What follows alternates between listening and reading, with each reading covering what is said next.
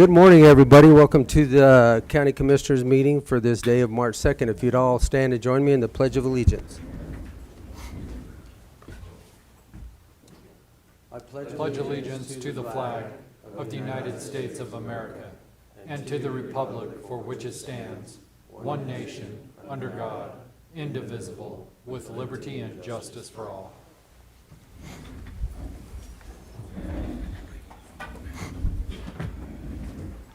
Okay, first item on the agenda is our minutes. Gentlemen, have you had the opportunity to review, and do you have a recommendation? I would make a motion or move that we accept the minutes. I have read them. I'll second. It has been moved and seconded to accept the proceedings of the Board of County Commissioners, Montezuma County, February 23rd, 2021. All those in favor? Aye. Aye. Aye.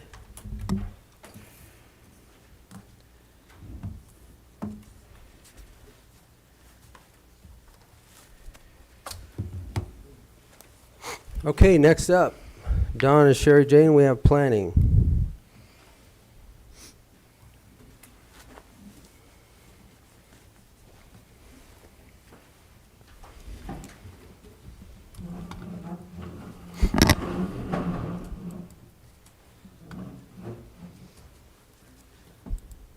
Commissioners? Good morning. Good morning. So we do have a couple of Mylars that need signed, but I think to start off with, Mr. Melvin Hicks would like to speak to the Board of County Commissioners addressing the school fees in lieu of land. Mr. Hicks, would you like to come up?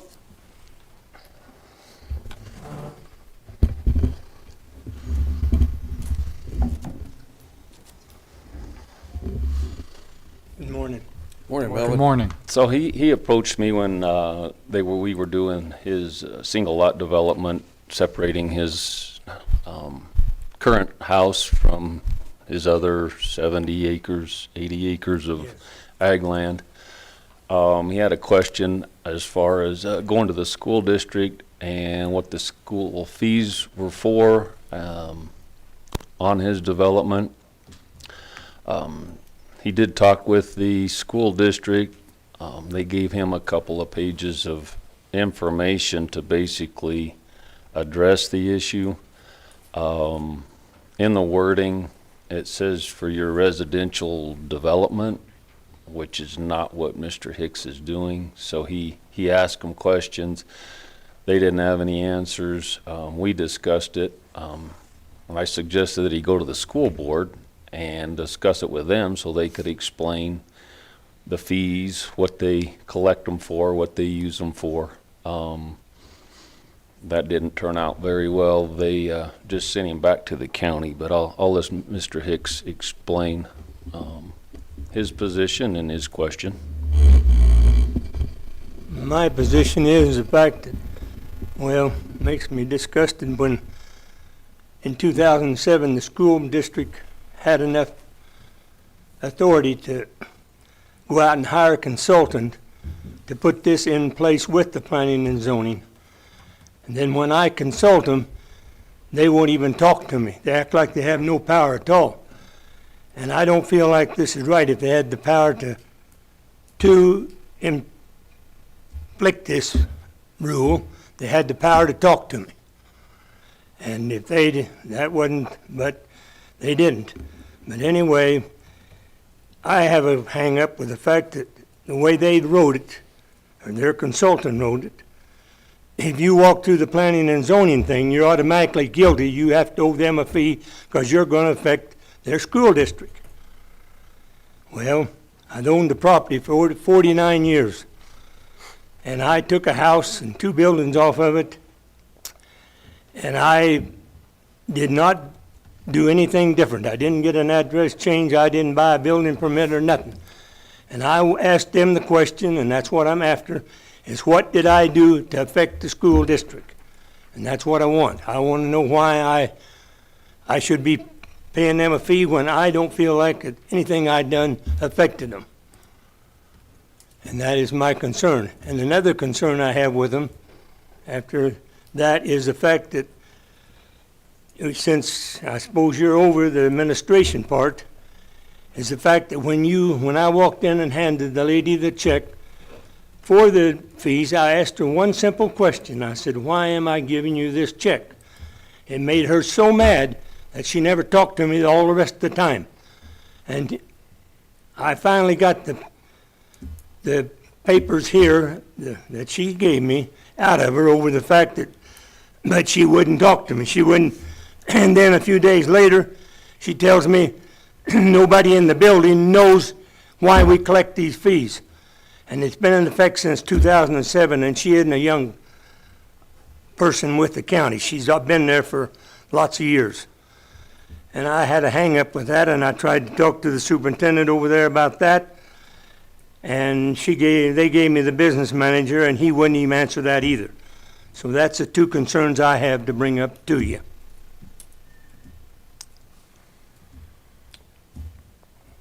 So looking at our land use code, is that per statute? Is that from what you sent to us, Don? Is that in regards to 2007, what he's talking about? Yes, that's right. Correct. So that was a State statute directs the counties on a subdivision development to collect either land or fees in lieu of land.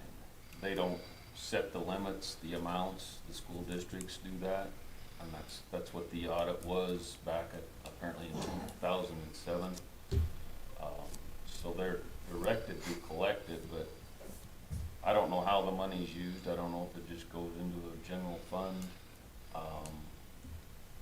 But it's per our land use code referencing the state statute. So when we collect the fees, then we have to appropriate that portion to the school districts? Is that? We don't collect those fees. So it goes The straight school to the district- school district? Each district collects their own fees, and before they'll sign the Mylar.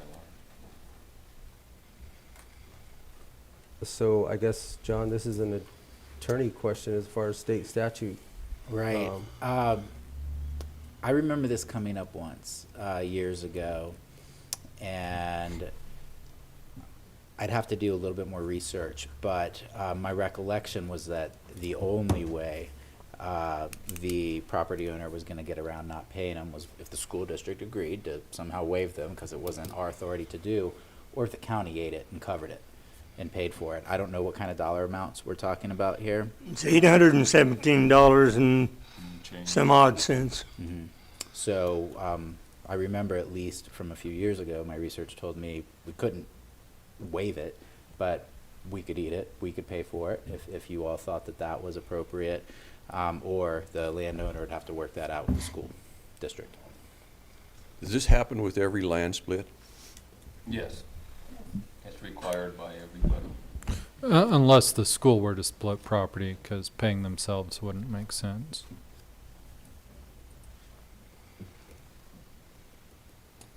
Melvin, why don't you let us look into this and see what we can do? Fine. To tell you the truth, personally, I'm not comfortable with this. Well, my problem is the way they worded it, and I think, in my opinion, I think it needs looked into and changed, because I know there isn't very many cases, but it should be left up to the board, planning and zoning board, to make the decision whether they should charge this or not, instead of, because, I mean, everyone that goes through there isn't guilty of affecting the school. And that was my concern with the school, and that's what I asked the school board. And they wouldn't answer one thing to me, not even talk to me. So you did talk to the Talked to the board? school board, and I talked to, that's what I say about the administration office. When you walk in as a person and just ask one question, and why are you collecting this, and it makes them so mad they won't talk to you, I was upset with them, because I don't feel like that's the way you should be handling it. And I feel like if I asked the school board the same thing, and they didn't answer no questions, and so I suppose you're over the administration office. I don't know. I don't know who's over it. Well, they're not over the school administration we don't. office. You don't have the school administration? No. They Or are who's over them, them themselves? That's it. The school board. the school board, Yeah, but they wouldn't even talk to me. which that seems, Well, we need to- I we need a think, time. I think since we represent the whole county, I think we ought to specify which school district we're talking about, so all Cortez. three of them don't start getting hate mail. It's Cortez, it's Cortez School District, is what it was. I mean, I got a hang up when they wouldn't even answer the fact when the lady told me, says, nobody in the office knows why we collect this a few days later. And I asked this business manager yesterday if this was true, and he wouldn't even answer it. And I feel like somebody, If you'll write your questions down, or if you have them, we'll definitely get some questions asked and answered for you, Melvin, because I think we can get questions answered. Yeah. Not that we have any authority over this school district, Yeah. because we don't, but we well, can that's sure get why I questions questioned answered. when I came here, and I asked the administrator of the county this, why was I coming to planning and zoning, or coming to the board of commissioners over this, when the school district wrote the thing to saying that they wanted to collect it in 2007? Why didn't they handle their job? And that was my concern. Why didn't they talk to me and do their job? And I was upset over it, I guess, because I feel like if they had the authority to write it and pay the consultant fees, they had the authority to address the thing. Right.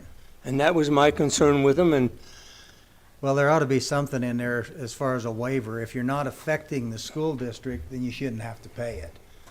There ought to be some way. but that's my A concern. subdivision that's bringing in more homes, more kids and stuff that does affect them, then that's something that's valid. But if it's something that's not affecting the school district at all, it's just, they're just collecting a fee to collect a fee. I think that's his question. And I, That's the we question need I to- got. That's I his mean, question, yeah, so- and we I need to just know don't that. understand it, and like I say, I don't understand why I'm here. Why didn't they handle their job? And they should have. That's my opinion, and that's what I asked the county administrator, and he did the same thing. He said, I need to talk to you. So I don't understand it. I'm too old, I guess, to understand the fact that I think it's their job to handle their own. They made the problem, they should correct it. Yes. Well, we can definitely ask those questions for you through this school board, and then we can get back to you Okay. with the, And you need me to write the questions out, and if you have them. I don't have them wrote out, but I can, That would be great. I can way do we're that. not asking something that doesn't specifically come from you. I mean, I have it written down, but it'd be better to ask your question. well, that's the way I want it asked, is why I'm paying them something when I don't feel like I'm affecting them in any way. In fact, Correct. I'm helping them because I'm taking it out of agriculture and putting it in residential. I'm helping them in the long run, So we can definitely get that answered for you. okay? That's what So- I would like. We can do that. All right? Well, thank you. You bet. Thanks, Melvin. Thank you. Thank you, Melvin. Coincidentally, I received an email from the school district this morning, and they would like to set up a meeting to discuss evaluating their school fees. I think I we don't can know if that accommodate was that. prompted by Mr. Hicks' discussion yesterday with them, or just because they've got a new financial officer on board. And they're supposed to be getting a new administrator the end of this school The year, end of the correct? school year, So- well, hopefully before the beginning of the new school year, but Lori will be done this school year. So yeah. when do they want to set it up? We just need to schedule it with them. Okay. Do you want to do it during a planning, or do you want a separate board-to-board? Because it's going to be a board-to-board, do we need to? It's Go not to- it's not a board-to-board. This is with the finance officer, so he can Oh, take well, it to then the we can board. just bring him in during your planning Yeah. portion. Yeah. But I don't so- know that he wants to do it in a public meeting. I Well, think he if just, he's going to meet with Yeah, more than one commissioner, he doesn't have a Every- choice. Yeah. it's not to meet with the commissioners, to meet with the planning office. Oh, well, then just do it. Oh, yeah. I'm just letting you know. Okay. I don't know if it's coincidence, but I don't believe so. Okay.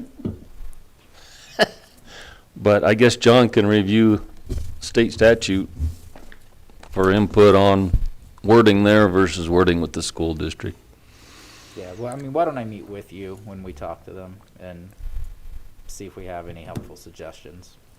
Because I don't think they're looking at, I think they're just looking at evaluating their fees. and adjusting those, not whether they charge them or not. Okay. Sounds good. But, I mean, the wording does refer to subdivision, residential development. So I don't know if the state statute has any wiggle room that ag land separate from the house fits into that bill or not. That's above my pay grade. That's for you, John. Okay, next, what do you have? We just have the Mylars to sign? Yeah, we've got a couple of them, one for the Lebanon Town Site boundary line adjustment and one for Dr. Goodman on his 2-lot moderate. Okay.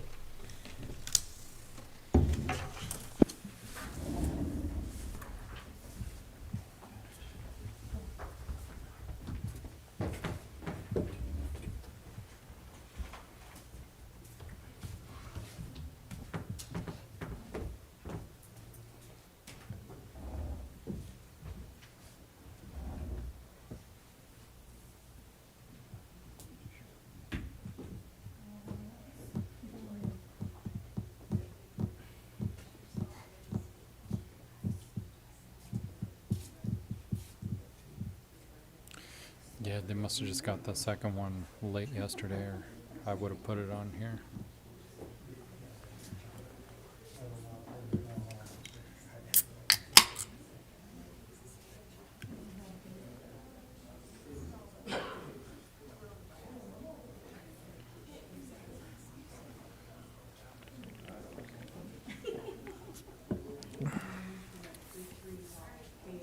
Energy drink. I need to get hyped up for this. Bonnie brought me an energy drink. She wants to get me hyped up.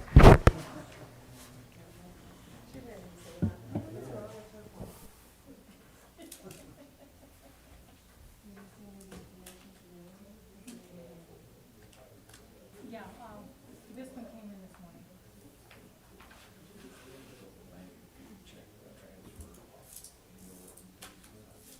Yeah, this is the one that Jerry has me to check for.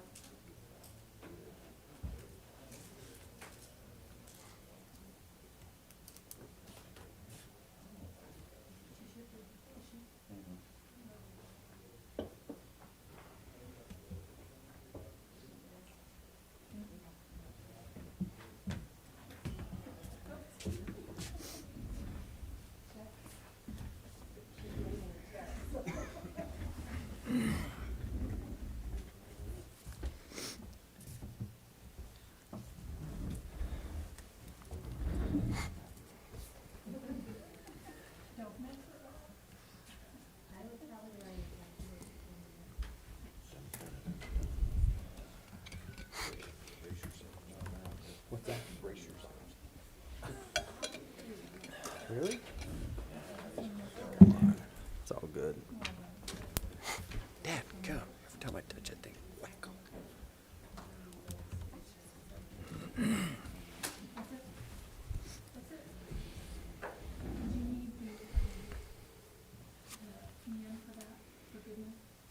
Just information so I can add it to the. Okay, I'll send it to you. Thank you.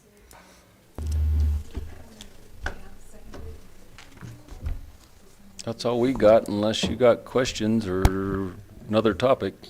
I think we can actually discuss another topic Sure. because a part of it is the nuisance conditions that we talked about last week. Mhm. I have, I think along with all of the other commissioners, read your statement or letter. And I don't think that Attorney Baxter, I don't know. I've read it. So, I don't think we need approvals to send that out, do we? No. You can- It you was can sent out address it. yesterday.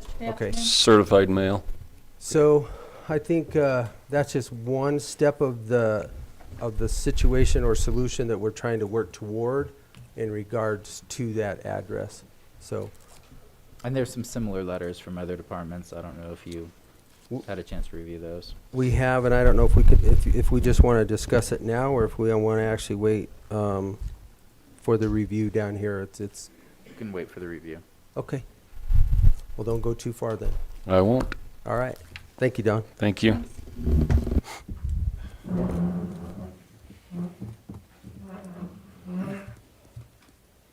Okay, next we have public comment.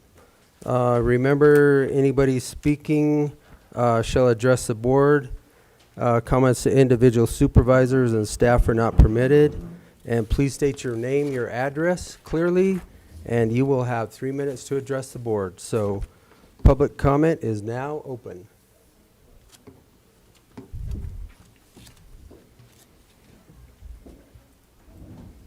Good morning. Good morning. Is it okay if I come? Absolutely. Anytime you are speaking, you can take it off. That's fine. Commissioners and local citizens and citizens of the county. Excuse me, sir, can you state your name and address, please? Oh, I'm sorry, my name is Eric Broyles. I live at 2380 East Main Street, Cortez, Colorado. Thank you. Cortez is Main Street America. Cortez, with its bustling small-town city business district, is located along Main Street. In all definition, Main Street America. Even though it is a ranching community, it is a major tourist town servicing Mesa Verde and from a distance, Four Corners and Monument Valley. Before COVID-19 impacted the world and tourist destinations globally, Montezuma County has seen an approximate 10% growth of revenues from the county's largest tax revenue in 2017 and 2018. Currently, Mesa Verde draws over 500,000 visitors a year. According to Mesa Verde National Park, park visitors have been on a steady increase since 2013. In order to service the needs of tourists, the city of Cortez and its business community built an infrastructure to accommodate the needs from hotel accommodations, restaurants, RV parks, and etc. Currently, the city of Cortez has approximately 13 hotels, motels, 44 restaurants, 3 RV parks, 12 gas stations, and other retail establishments dependent on tourism. Many of the restaurants and retail establishments are locally owned, with most or all of the owners' life savings invested in the businesses. Many studies have been conducted on the economic impact of road bypasses that divert traffic away from a city's business district. There are many factors that can determine the future success of businesses and its continued existence. For example, location and distance of businesses in relationship to a bypass. Relocation ability, road advertisement, economics, convenience, and etc. It is my understanding from the City of Cortez Planning Department that there has been no study conducted as to the economic impact the road bypass would not only have on businesses, but jobs and tax revenues both the city and the county collects from these businesses. I would strongly suggest that an impact study be conducted before the city or county jumps into the bowels of regret. Cortez Main Street is Americana. Thank you. Thank you, sir. Thank you. I would like to know if there's going to be a disclosure statement on any commissioner. You need to state your name and your address. Oh, Joe please. Broyles, 2380 East Main Street. That's my twin brother Eric. In case, I'd like to ask a question. If there's going to be a non-disclosure on your website or somewhere as to any possible conflict of interest on contracts that are led on building these streets, okay? For example, county commissioners or friends or business partners or relatives that might make money, or any city official in that case that might make money off this road construction, so that we know who's benefiting and who's profiting. So we'd just like to see a non-disclosure statement of those people that are benefiting, how much they're benefiting by economically in that. That's all I have. Okay. Thank you.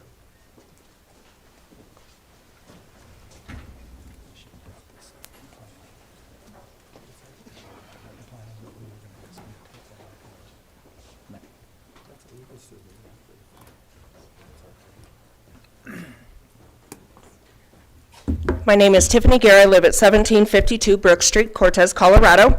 I want to draw some attention to some areas in our county that need paid attention to. One of them being the 7th Street Rock Yard. There are multiple locations. Other people that will speak have input on this. The 7th Street Rock Yard, there are multiple mobile homes, RVs, and structures there.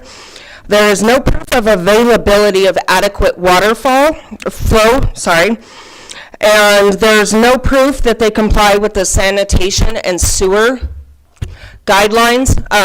A bunch of us have pictures. We'd be happy to email them to you. The China white heroin that was harvested in our county came out of that 7th Street Rock Yard. The person that burned to death in a trailer came off of that 7th Street Rock Yard. There are children traveling from our high school over to that rock yard. Only a portion of that rock yard can be seen from the upper portion. There's a lower portion that goes into that canyon.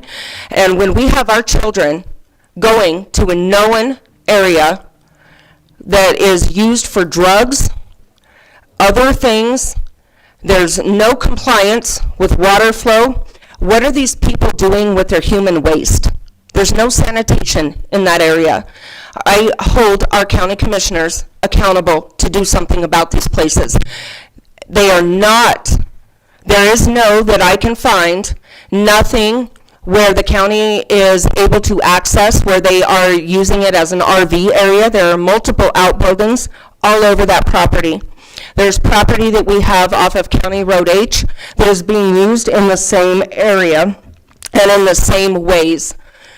No sanitation, no proper water flow, and I employ, if you are not going to do anything about it, will you direct the health department to intervene, acting as the Board of Health, direct the county attorney to send a cease and desist order to the property owner and clean that property up, stop our children from accessing those drugs.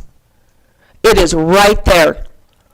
It is not even a quarter of a mile away from where our children are, and we already know marijuana and other drugs are a big issue within our public schools, and that high school is right there. I beg you, you have the power to stop what's going on there. You have the power to stop what's going on in other areas in our county. Please do something. Thank you. Thank you.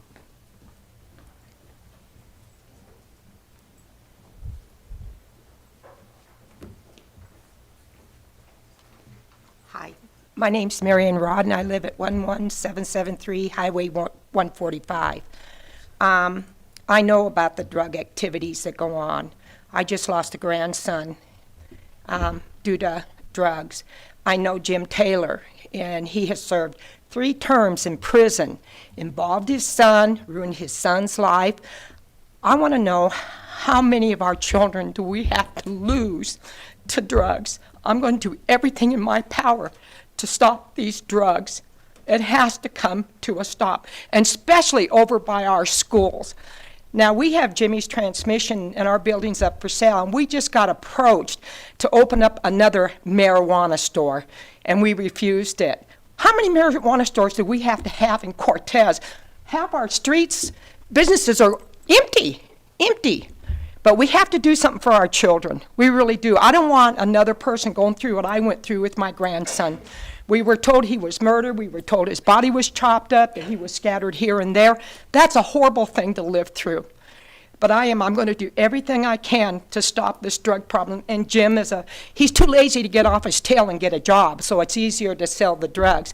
And the high school's right there. And a lot of our kids are gullible. They don't understand. But we need to do something. We really do. I don't want to see anybody else lose a child. Thank you. Thank you.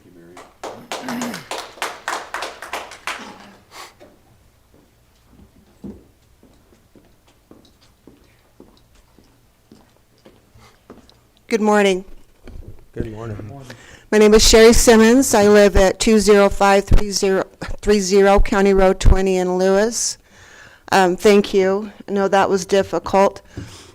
I'd just like to reiterate the importance of keeping our community clean. And the Rock Yard happens to be a magnet for people that come into this town and have nowhere to go. They go there, and that place has continued to grow for many years. As a bail bondsman, I can tell you that we have arrested many drug dealers out of there. People selling it, people doing it. There's some other activities going on there that probably isn't appropriate to talk about here, but they are dark. And if we can clean up one area at a time in our community, we'll make it a safer place for our children. So I ask each of you to please look into, we'll start with this area, the Rock Yard, and see what we can do as a community and as our leaders to clean it up for our children. Like Tiffany said, it is right behind our high school. Kids walk right over there. And it's our duty to protect them. It's our duty to make our community safe for our children and a better future. And I think we all know that drug addiction is easy. It's easy to get there, and it's hard to get away from it. So let's try to stop it before it goes any further. So once again, I implore you, please look into this and the other places that we're going to continue to bring to you. Thank you. Thank you. Thank you, Sherry.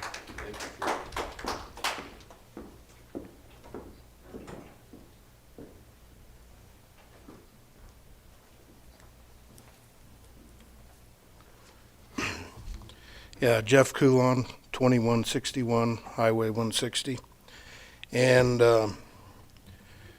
there's 3 more of these deals south of Cortez. The county commissioners, the health department, sheriff's office are letting campers, tents, tiny homes spring up on small areas down here. These are trashy areas. There's no sewer, no anything in these places. If I went to put a trailer park in, I'm sure there's rules and guidelines I'd have to go by to do it. So if I just go put one in and not say nothing, then I don't have to comply. Is that right? That's the way it looks like to me. You guys put in a law where a taxpayer, if he goes to sell his home, has to put a new septic system in. This isn't right when you guys can't control these trailer parks and these vagrants that are doing this. It's not right. That's what I got on that. I got pictures here I'm going to leave with you. There's 3 of these deals south of Cortez. I've got pictures of 2 different ones. Then another thing, we got a lot of new laws coming down or trying to get passed in the state. I think the county needs to become a Second Amendment sanctuary county. Our sheriff never did sign off on that.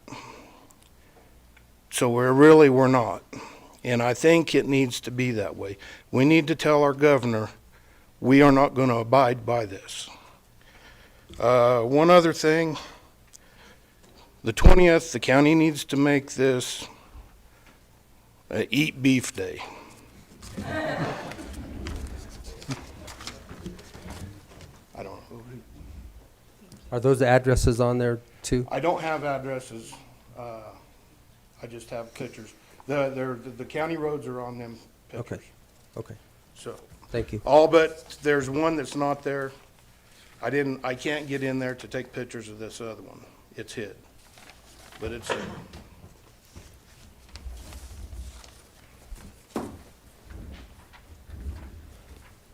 Thank you, Jeff.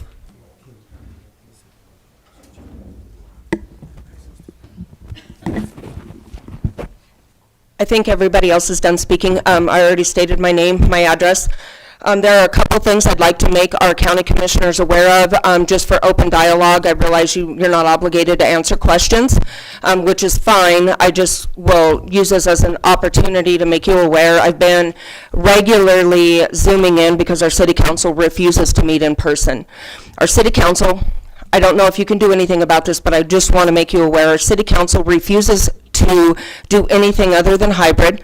They actually said that public participation could be held here with them being in chambers, not allowing the public to participate. I do believe there probably are some nuances to that, and any push that you guys could give to get our city council to open up to public participation would be encouraged. They don't answer emails. They no longer respond when being questioned. The last meeting was in regards to Brandon's Gate. I brought up the fact, I read them their ordinance that was signed in. I do happen to live in Brandon's Gate. They want to ultimately quadruple our rates for maintenance. They want to put in another medium in a roundabout on Montezuma. And I asked them, I said, okay, so are you going to charge those people that live in that vicinity a maintenance fee? They said, no, that your developer wanted something different. And they make Mike Green answer me. The city council refuses to respond to me. And our developer that developed Brandon's Gate no longer owns property there. He did not ask for the roundabouts. That's all city property, and the city is charging us. I asked about other things, and Mike Green responded to me. He said, this is not a time for inquisition. This is a time for public comment. So now our city council no longer has to face the public that they were elected to represent. They don't answer emails, and now we're no longer allowed to ask questions. That being said, if there is any influence that our county can have in that situation, it would be greatly appreciated. The other thing I wanted to draw attention to is, I call it the master land grab. It is the master road plan extending out to 3 miles outside of our county. What that does, and why I call it a master land grab, is if you have 100 acres and you fall within that 3 mile period, that outline, and you want to give 3 acres to your daughter who just got married so that she can build a house. Oh, guess what? You not only are you giving away the land for the road, but you are now paying for a road to be put in, and you have to pay for the maintenance of that road. Our county was not designed for this. You guys have the power to change this within the city, and they're moving through it very quickly, just like they did with the land use code for the city. City Attorney Mike Green even brought up that there was a discrepancy in the retreat that our council did, and how this meeting should have happened. They did not notify the public that they were welcome to participate in this retreat. So there's some things there that I think I just want to bring attention to with the county commissioners. I appreciate your time. I appreciate your efforts. Thank you. Thank you. Thank you. Commissioners, did you want me to mention these? I do. If you'd like, Kim, I'll just have you wait 1 second. You can stand there, but we also have some letters for or emails for public comment. So we And- actually received 7 emails, and all 7 of them basically said that they'd like for you to take action on the Sligo 7th Street intersection. We received one from M.B. McAfee, one from Annette McGivney, one from Deborah Lux Harriman, one from Shauna Jensen, one from Sandra Harris, one from John Gillett and Barbara Stagg, and the last one was, Jody Foran, and there's one more, Karen Sheik. And all of these will be included in the public record. Okay, Okay, is that all? thank you. And those were all pertaining to the 7th Street 7th Street, Sligo. Rock Yard. Okay, Good morning. go ahead, sir. Curtis Nelson wrote in. This pertains to this last subject on the city extending their city limits. And this is just a thought. I was wondering, instead of them cutting across people's pastures and dissecting people's properties, as close as they can get, why can't they just follow existing county roads and split it up that way, instead of going cattywampus across somebody's property? Say, this side of the property is, or this side of the road is county, this side city. And, you know, keep it close to within that 3-mile limit. And because I'm sure you guys got the county road, so it might come into negotiations. You could suggest that to the city. So use existing roads instead of dissecting properties. Anyway, just a thought. Thank you. Thank you.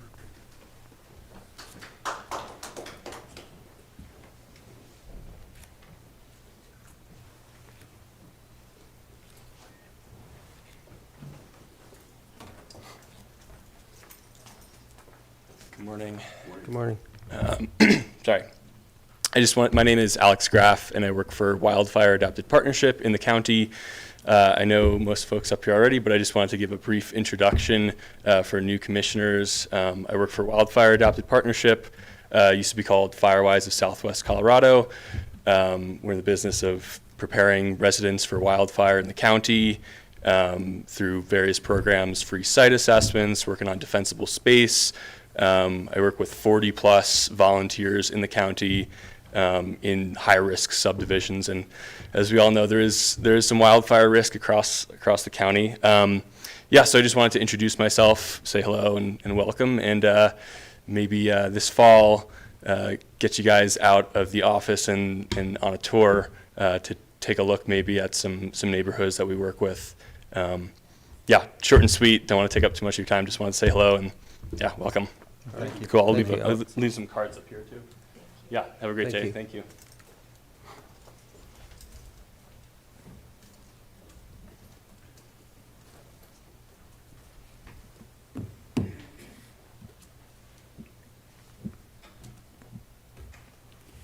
Okay.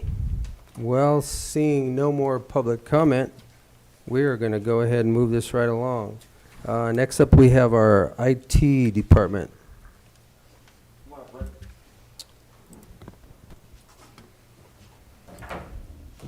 Good morning, Commissioners. Good morning. Have a seat, Rick.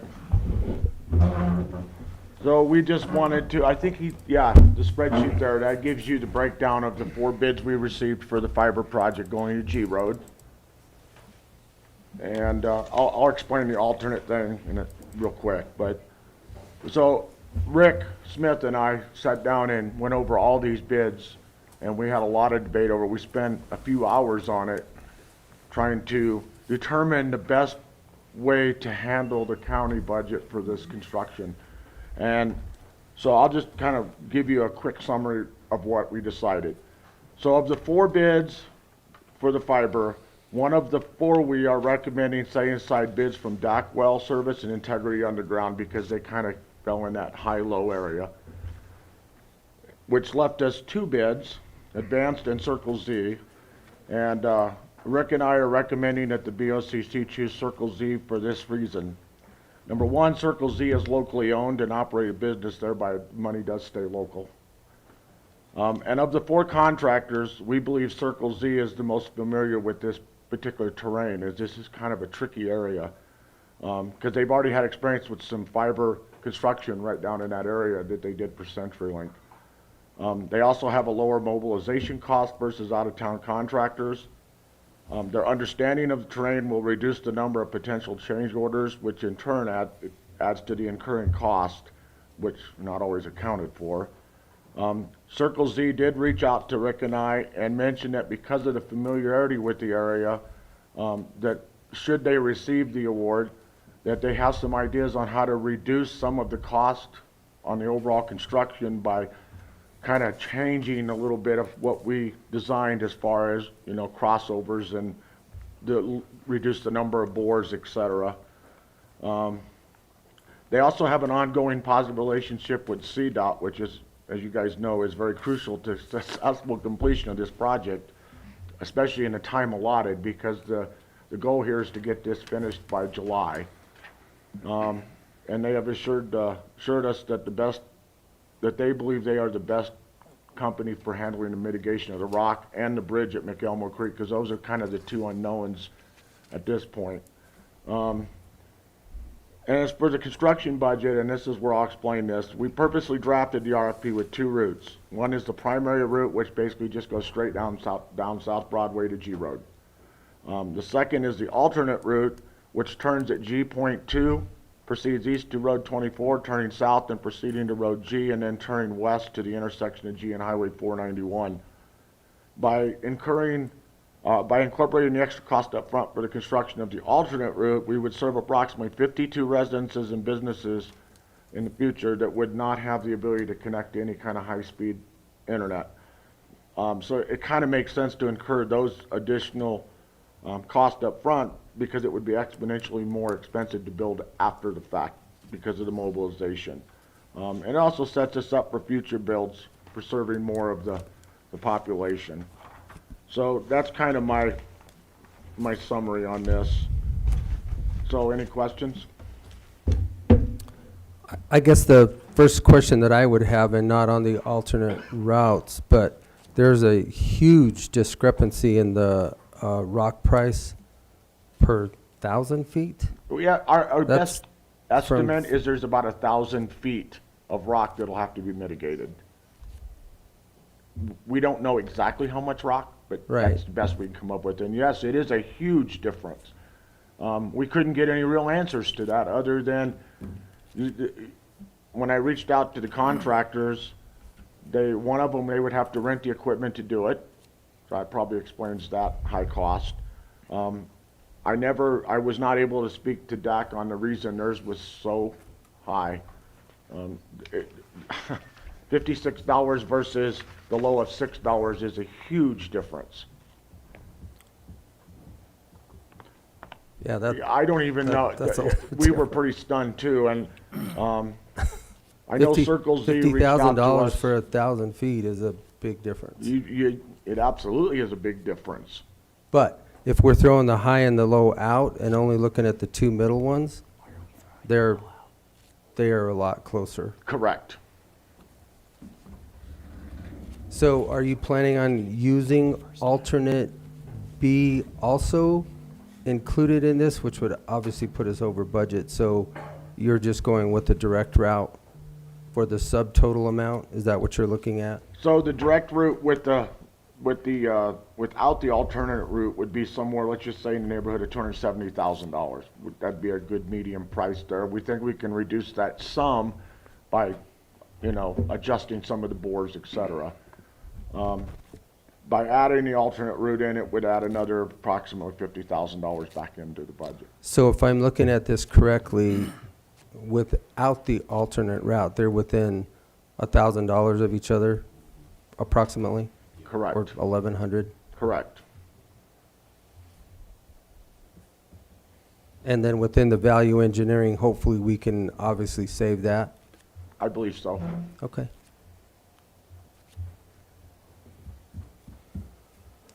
The alternate route, I will just say that what that does is that just sets us up for future builds, right? I mean, we really have to think about the ongoing and what can happen down the road.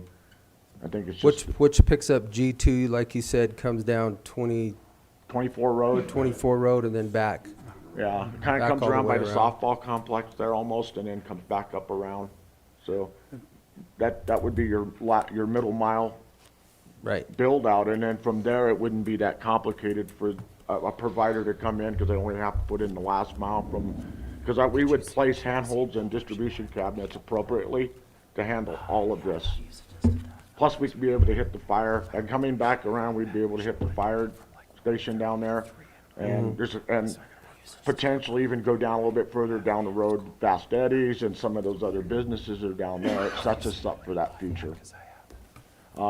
We found out after the fact, after this all came in, that there's actually empty conduit that CDOT owns that runs under G Road, where we want to head eventually, like towards Fraley's and that way. And part of what we're negotiating with CDOT on in this whole thing is in return for some easements and those kind of things and permitting, that we're going to offer up some fiber that they can have. And we're going to also discuss with them about having some of this conduit that goes under the ground, just throw that in there too. So we're working on that right now with CDOT. Okay.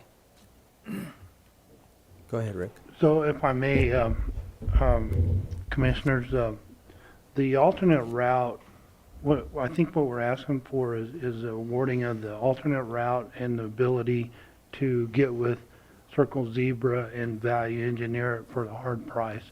And again, the rock price, that's a per foot, but we estimated 1,000.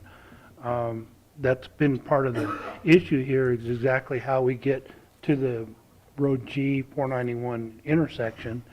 And as Jim mentioned, we pick up all that industrial area there around Road G and sets up for the other projects that we're trying to coordinate with. So I think we're asking that you award it based with the alternate that we can value engineer and come to a hard price at that time. I've got one little question. In the design, in both the alternate and the main route, the end is not quite the County Road G. Are you gonna finish it all the way to that intersection? That was a discussion we had with Circle Z when he reached out and said he could readjust some of the ways of cutting down the cost on this. And that was one of the first questions he asked is why are we not going all the way to G? I can tell you originally when we decided not to, it really had more to do with we weren't sure where Love's was gonna play out in this because of their property. Well, since the RFP went out, I have spoken to the engineer for Love's, and he kind of laid it out for me and sent us diagrams, so we know that there's a section there where we'll be able to drop a handhold. So yes, we will take this all the way to the. Which is at the south side of the property? Right. Yeah. So we will take it all the way to the highway. And that's not gonna, and that would be reflected in this cost? Yes. It isn't that much further. No. What is it? Couple hundred feet 500 maybe. feet maybe? Yeah, if Max? that. And I would add too that we've had pretty good conversations with the CDOT, U Mountain Tribe, Southwest Cog Project, and talked to the head guy at the state, Bob Pfeiffer, and working with CDOT. They've also started the necessary environmentals that need to be done for that to kind of move along that highway permit process. A lot of environmental stuff. In fact, that's been funded through the Southwest Cog. Already had a DOLA grant that would pay for that NEPA study along that whole corridor. So that has already started.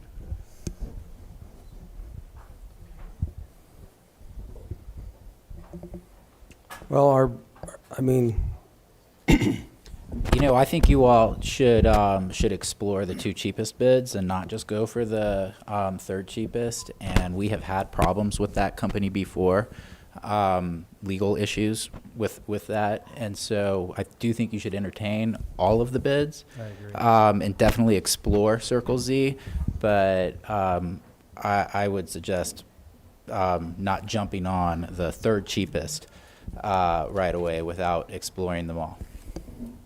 Well, to be quite honest, it wasn't about cheapest, and the other side of this is we're on a real crunch timeline here to get this done, and if the longer we push this out, it's not gonna get done in time. It takes a while to build this stuff, so, you know, it's all about how far do we wanna push this timeline out. I was given a strict timeline of July 15th, so. Right. So last time we used Circle Z, they did not get it done within the timeline, and we ended up with a legal battle with them. Correct. So I think you all just need to explore it. That's all. I do think you should entertain them all. I agree with John. We need to look into it a little deeper and not rush into this decision. I can put the bid award on the agenda for next week. I don't think we have to take a week to explore it. I think we can, We could do it this afternoon. well, we have, what do we have through our interview process this afternoon? We have, We've got water at 1:30, then we're taking care of regular business at 3, and then we have a meeting with the Cortez Chamber of Commerce at 5:30. our last meeting starts at 5:30 PM, so I think we could address it, give them an hour, and we can address it starting back at 6:30 or 7 o'clock tonight. I mean, we're here as long as it takes to make decisions, so. I can throw out that I did call the references too, of all the other companies. I mean, I did absolutely check their references, and they all checked out fine. So can you guys be available at, say, approximately 18:30 to 1900? Are you? Yes, sir. Yeah, Okay. I can be, sure. And we will discuss this further, and I don't see a reason to not, I mean, we can get through our discussions if there's anything else we need to explore and still have a decision made by late tonight. Okay. If that's what it So takes. you want us to be back here at 18:30? I would think so, 18:30, Shaq, does that There's give a us? Zoom link too, if you want. I don't mind Yeah, coming in. just send a Zoom link. Okay. You guys don't have to be here, we can, I don't mind being in person, do you? No, I don't mind being here. either way. Okay, then we'll table this until 6:30 PM. Thank you. Be here? right. Thank you. Thank you.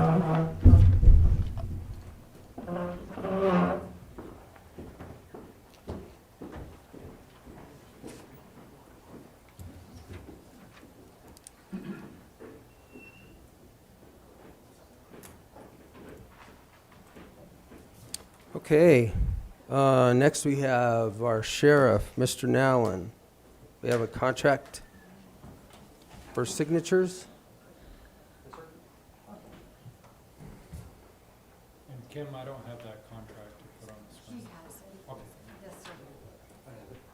And I also sent it to everybody. Okay. And you'll understand there's gonna be some follow-up. Button. Who turned it off? Well, anyway, good morning. Good morning. This is the emergency fire fund agreement with the state and the other federal agencies for the 2021 Montezuma County operating plan. It's a new format that's changed, but nothing has changed in the agreement. As far as for Montezuma County, we have a mutual aid zone still 1 mile either side of a boundary. We have a mutual aid period of 24 hours. Montezuma County has always been so far an EFF county. As far as the county's minimum commitment would be a GIS data services for 24-hour staffing if needed. 1 deputy, 1 water tender, 1 dozer with a lowboy and an operator. That is pretty much all the same. Nothing has changed with that, but I have brought the, you'll see that there's a lot of people that have to sign. So once all the signatures are done, the original will be sent and filed with you as well, so you see everybody's sign. Right now, this is the for the county commissioners to sign for that agreement. All the area chiefs on board? Oh, yeah. Okay. Yeah. Had Yeah, your we meeting, had- regular meeting? Yeah, no, there's no issues with anybody. We all got things, we all understand what's going to go on. It's a whole lot better. The biggest problem that we had last year with this, with some of the fires, was when a BLM or Forest Service, during the summer months when they bring in their fire bosses that take charge of their crews, they come from different areas. And they were never explained the relationship and the responsibilities of everybody in the county, including the sheriff. So that's been fixed, and it will remain to get fixed every year. That we'll be meeting with them so that they understand that we have this agreement. They need to notify the sheriff and the fire chief when those fires occur, so that we have that golden hour that will be mutual aid taken care of in the beginning, and then a 24-hour mutual aid period after that, so that we can all discuss what's going to happen and costs that are going to be involved. That's one of the biggest problems that I had with the Yellow Jacket fire last year. Both Chief Yoder and myself, he didn't know who was in charge when I got there. Nobody knew who was in charge of this fire that started on BLM. And a lot of resources were used that racked up quite a bill without either one of us being part of that discussion. That's the thing. So it took 3 weeks for myself and the State Fire Division Supervisor to come up with what the county's responsibility is going to be and what the federal government, the BLM's responsibility was. And as it was, Montezuma County did not have to pay for anything. We got emergency funding from the state to actually cover the county's cost. But we need to have these discussions in the very beginning so that we avoid all of that, straightforward. And that's where the commissioners are contacted as soon as I know what the plan is and what's going on, you'll know. That's what it's all about, so that we're all in the same loop. Make sense? Appreciate it. Yeah. In Yoder's case, was an initial attack there until midnight? Wasn't he responsible for that fire for initial attack? Yes. Okay. And on that day, remember, we had 2. Right. Okay, we had 2. And when the other one broke out in the on the monument, the fire was spreading so fast, and now we don't have to wait for smoke jumpers. They're also included in this now. So that was a good thing. But the problem with that second fire is that it was burning north, and it was headed toward Kinder Morgan's communications plant. Okay? So that's where I was able to contact and work that out so they could get a dozer in there, or at least a skidder, and clear a fire break around the tower, which was outside of the compound, which was going to be threatened by midnight that night. So that got taken care of, and there wasn't any damage or destruction or complications, and that, thank God, we were able to stay with that and get things coordinated so that when they're doing the fire thing, they don't communicate too much. So that's why we need to talk about it in the beginning as soon as it happens, so that we can help make sure that we minimize that, or at least in my responsibility in protecting people, property, and their homes and their livestock, that we can get things done quickly if we need to, whatever the direction of the fire, how it's behaving, so on and so forth. That's what it's all about, is saving land. So. Well, just from looking at it, we were in a way fortunate Very to have fortunate. all those air assets already there. Yep. When that fire broke out. Yeah. That was a $2 million fire. Yeah. Both of them, that we didn't have to pay for. And so that's not bad. Somebody paid for it. Yeah. We But, paid for it. hey, We they're paid the ones for that it. are printing the money, right? So, Yeah. I don't know. With that in mind, I think the commissioners need to give me a better printer. We're just gonna take away your matches. So, but, any further questions about the EFF agreement? There will be, I understand, follow-ups coming up with that, the way that they've done it now. So, it's a good working relationship, and that's what we want. We gotta have that, We'd, okay? Because we probably- cannot take care of Probably all of it. appreciate a communications link, send us contact numbers. Yep. Stuff like that. Yep, and it's actually, it'll all be in the EFF agreement. You'll all have it. Good. So that's what it's about. I think the other thing I was supposed to discuss about, Let's go ahead and take care of this one if we want to. Oh, If you want sure. to, Joel. Yeah. I would move that we sign the Montezuma County Operating Plan for the Colorado Division in Fire Prevention and Control for 2021. Second. Okay, it has been moved and seconded to sign the Montezuma County Operating Plan for the Colorado Division of Fire Prevention and Control for signatures. All those in favor? Aye. Aye. Aye.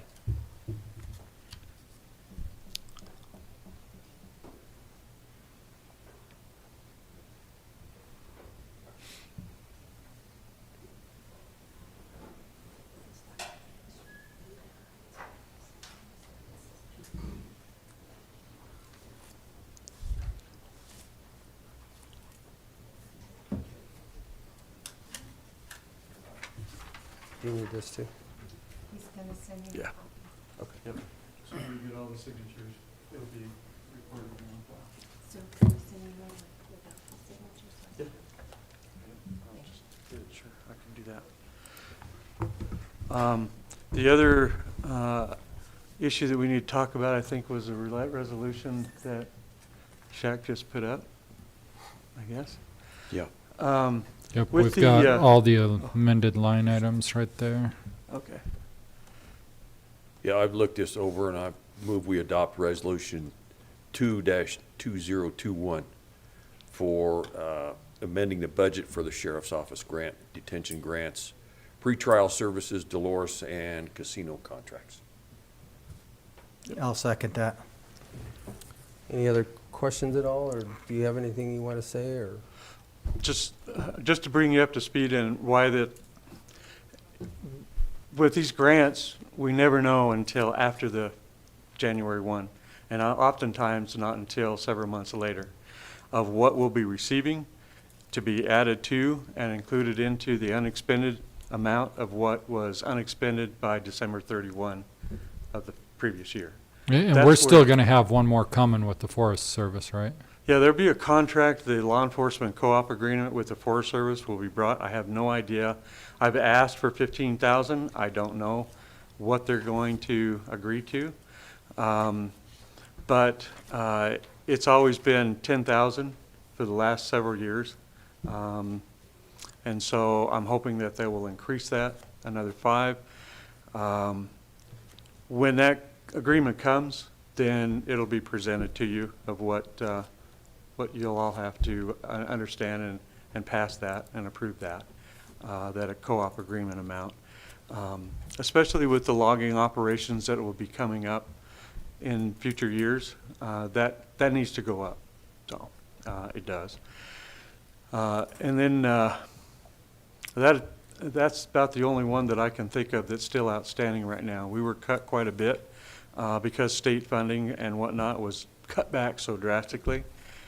Even in limited gaming DOLA grant for gaming enforcement, just about everything, even the marijuana enforcement grant that we just got will be only $7,000 starting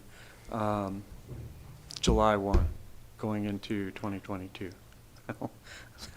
That's not much, okay? Hand out flyers.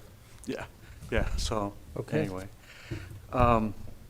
Any questions about that? And it's really hard to tell. That's why when I bring the budgets in the fall, when we do that, it's an estimated of what it's going to be. We actually have an actual Yeah. cost now, so it's. Yeah, it's we just don't Just know. a budget item. So, okay, it has been moved and seconded to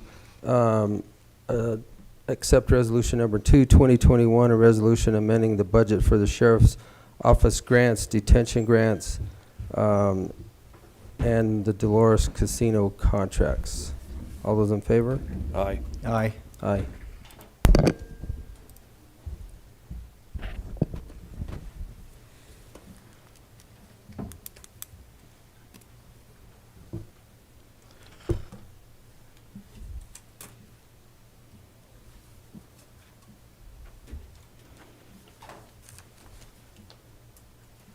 Okay, while I'm here, just briefly, and we've had so much discussion from the public about locations that we have known drug distribution that's coming from, that we've made cases on and whatnot. One is being the area that they call the Rock Yard on County Road J and East 7th Street, where the county and city line is at. This would pertain the same way as when we did the drug enforcement operation at Mesa Verde Inn on South Broadway. Okay. Under Colorado Revised Statute 16, Title 16, and Article 13, all the way from section or subsection 302, clear down to 304, which are Class 2, 3, and 1 public nuisances under the Colorado state statutes. If you view that,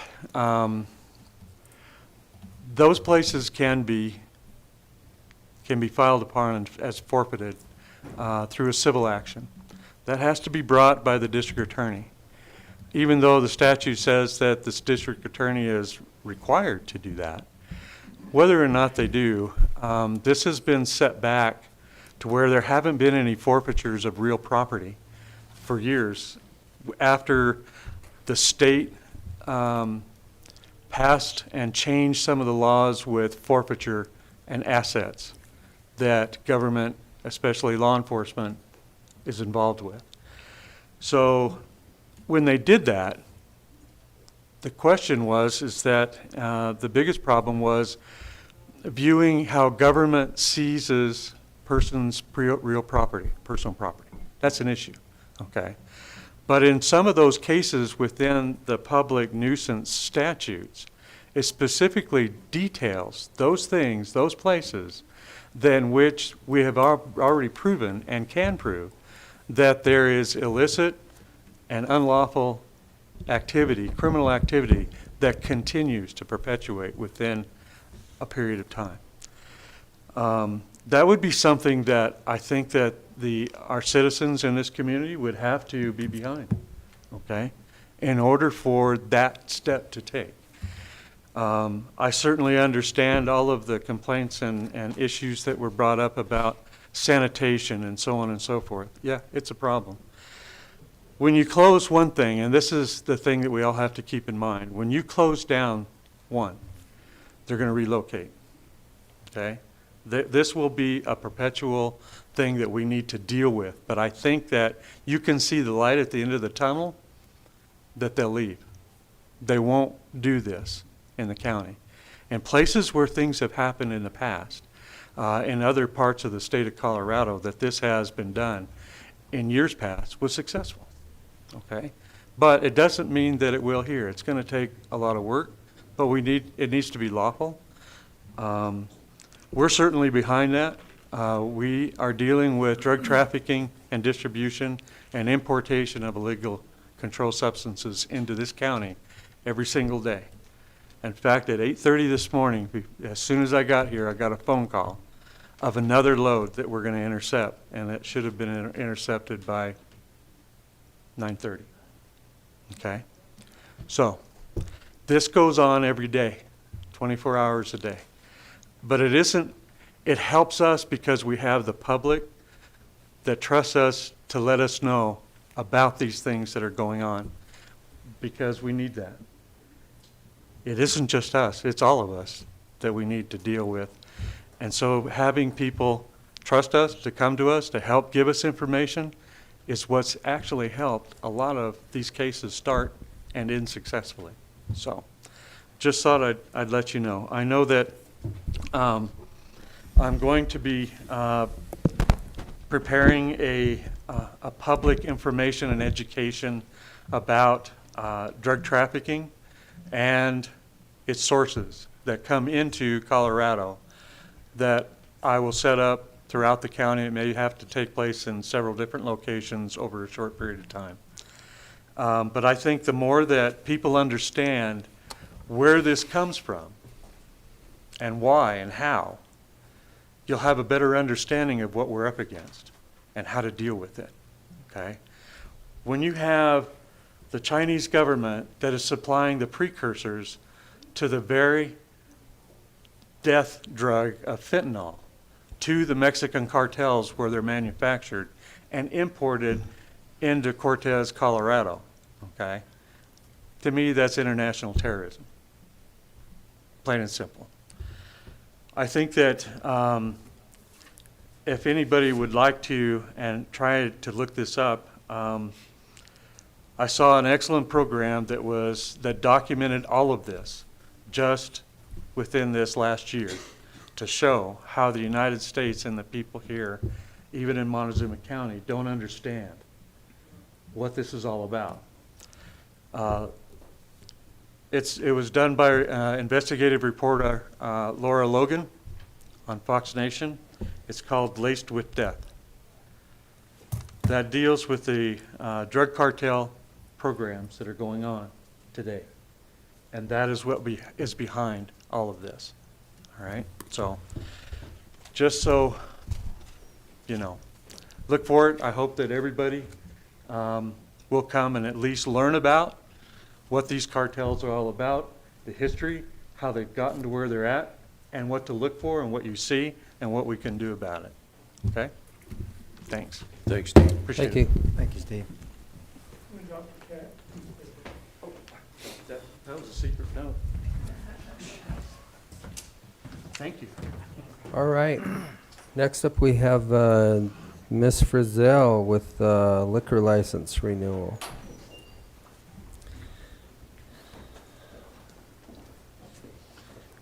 Good morning. Good morning.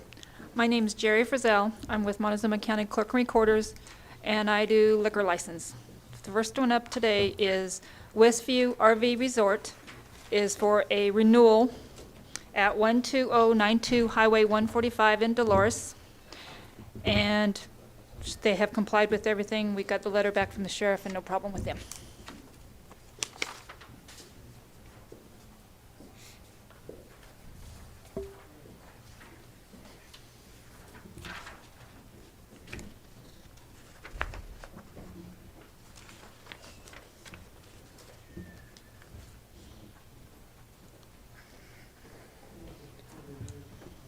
Make a motion, we renew the liquor license for Westview RV Resort, P.O. Box 483, Cortez, Colorado.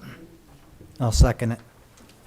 So it has been moved and seconded to accept the retail liquor or fermented malt beverage license renewal application for Westview RV Resort located at 12092 Highway 145, Cortez, Colorado. All those in favor? Aye. Aye. Aye.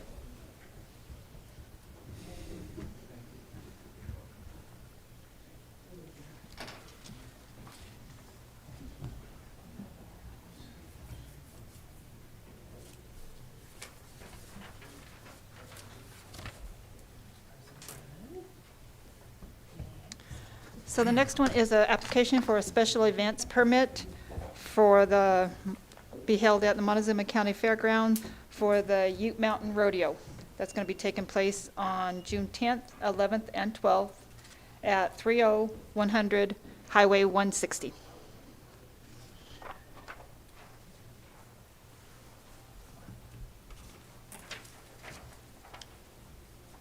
I move that we approve this application for the Ute Mountain Rodeo Special Events Liquor License to be held at Montezuma County Fairgrounds. I'll second. Okay, it has been moved and seconded to accept the application for a special events permit for the Ute Mountain Rodeo special event. All those in favor? Aye. Aye. Aye.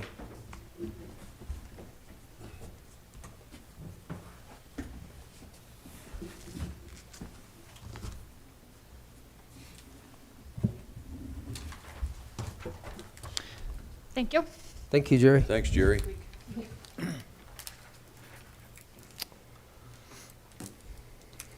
Two gentlemen in the back. 12 Hours of Mesa Verde is next. Cap Allen and Nick McDonald, come on down. Welcome, gentlemen. Good morning. Now we're on? There you Okay. I'm Cap Allen, 14757 Road 26. Nick McDonald, 1706 Hermosa Street, Cortez. And I think this is maybe the 6th or 7th year we've come here because we just asked for permission to basically miracle give away free beer in the 12 Hours of Mesa Verde. But we also like to take this time to thank the commissioners for giving us almost perfect venue to run this race. It's a wonderful event. Even not putting it on last year, didn't even happen. We were still able to give the community from last year's non-event $42,000 because the riders were willing to leave their money in the pot and the local sponsors in this community were willing to leave their money in the pot. So they realized that even with COVID, the kids programs we give the money to can't stop, and they still, would like to have our help. So I think that's pretty remarkable. that we've been able to do that. This year, we're treading fairly lightly. We think we're gonna keep the entries down to about half. If you've been out there to see the event, the togetherness we have in the beef barn, we're not gonna do that. The timers we have at the timer tables, which we're asking volunteers to sit next to each other all day long with people breathing heavily in their face. We're not going to take that, and the timing organization that we hire has given us pretty good assurance that they're just about 100% in getting it right. Basically, those people at the tables were backup. We're not going to do the big meal at the end of the day, so we won't have a lot of people eating together. But the one thing at the end we'd like to leave the window open for, we haven't closed how this will work, is we've got breweries here, we've got breweries in Durango that will give us beer that we can hand out. We don't get anybody drunk. We get about enough beer to get everybody in residence one can or one glass of beer. It's not a rollicking party, but we need to make it official here with you folks. My understanding is it's not a liquor license issue because no money changes hands. We get the money, we get the beer free, we give it away free. Nothing happens that way, but we need formal authorization to do that. Just happens at our event on your property. Is that still in May? What's the date? May 8th. May 8th? May Day 8th. before Mother's Day. Every year. Yeah, May 8th. Well, that, And we. That's how I remember it. And we hear that the commissioners are going to be forming a team as well to enter. Is that We- right? Ground support right here. we Ground have a support? team up here, Ground support. right here. As long as I can ride my horse. That's all I got. Well, you can ask search and rescue about that. Can you have a three-man relay? Absolutely. Commissioner Candelaria can tell you that there's a learning curve and it can be overcome. There's definitely a learning curve. And it can be overcome, sometimes with a little bit of road rash with it, but it can be overcome. So. Well, if I can't ride my horse, you better serve the beer before the deal instead of afterwards. I'm thinking Commissioner Stevenson is the youngest up here, and that he would be more than able to, I think I'm going to claim an ARP exemption. but anyway, gentlemen, they have a request. What have we done in the past? We have always Yeah. accepted it. It's not a exchange of a liquor license because no money is exchanging hands. It's more of a complimentary giveaway of the local breweries to support the event. But So we just need to make a motion for the 12 hours to be able to give away beer at the 12 Hours of Mesa Verde event. I so move what Shaq said. I'll second it.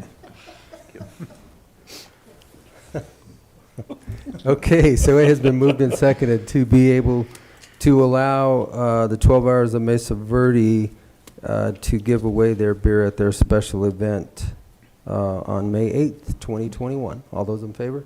Aye. Aye. I would just like to say thank you guys.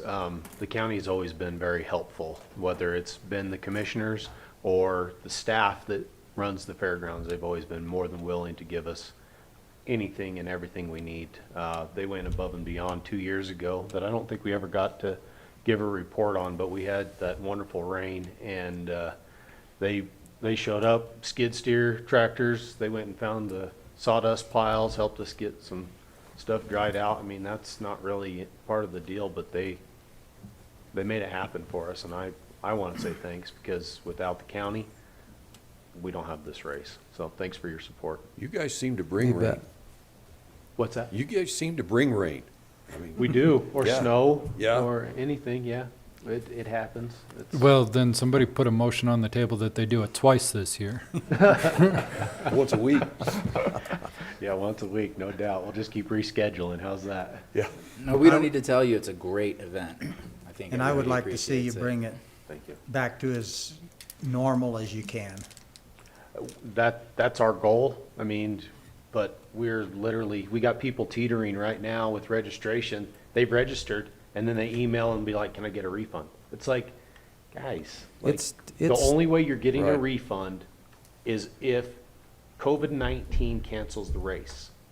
If it doesn't, it is a no refund race, and we give the money away to kids. I mean, Cap and I, we get bragging rights that we get to give it away to our community. That's what we get out of it, and it's fun. You know, in order to keep it as normal as possible, we may not get Commissioner Stevenson on a bike, but I bet we could get him in a Subaru. You'll have better luck getting me on a bike than you on a Subaru. Wow, all right. You guys just heard it. He's on a bike. But So- as it's looking, our normal registration numbers are somewhere in the 900 range pre-COVID. Right now, we're pushing the 600 mark. Good for you. So it's not horrible. No, that's two-thirds. Yeah, and that's as of right now. We allow registration all the way up till day before race day. Well, one of the biggest things I think that's going to help you too are, you know, with Johnson & Johnson just being approved, it's a one-shot, you know, the efficacy rate is pretty high, and I think that's going to relax a lot of people's maybe hesitancy to move or travel or even be in big groups. So I think by May, you know, will we be 100% where the state wants us to be? Probably not, but I think in an open venue as what we have out there, it's going to be it'll be a good event. I hope you can get close to that 900. And just in case you guys are wondering, we do have, in our IAP, we do have COVID response and how we're gonna deal with sanitizing, stuff like that. We've got all that under control. So you guys as commissioners can rest assured that that's gonna be in place if needed. But yeah, we're hoping to be as normal as possible. I would love to keep it in the beef barn, just like normal, and not have to move it to the outdoor arena or up to the big barn. Yeah, we want to just do what works and keep it simple. So, but I think in the next month or so, plans will evolve and it'll be good. So, Okay. thank you. Well, I think you'll probably see us all out there. Good. Sounds good. Get registered. In what capacity, I'm not sure, but Well, Shaq, get them registered this week. At least get your team placed, and then you guys can fill in who's gonna mount the old. We can be really flexible when it comes to the commissioners. Right, so we'll just keep the team name worst case scenario. Perfect. Sounds good. all right. Thank you, guys. Thank you. Thank you. Appreciate it. Thanks, guys.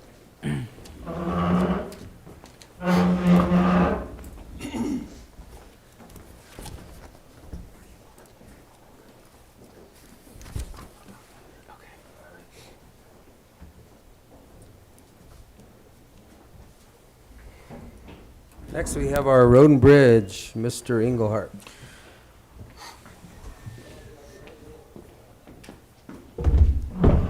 Morning. Morning, Rob. Good morning. How are you guys? Good.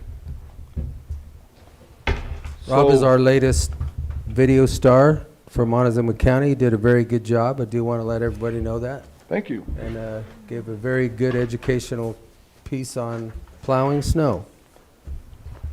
I think there's more than one of us in this building today, so I saw don't see Bonnie's anyone was else pretty out good there. too.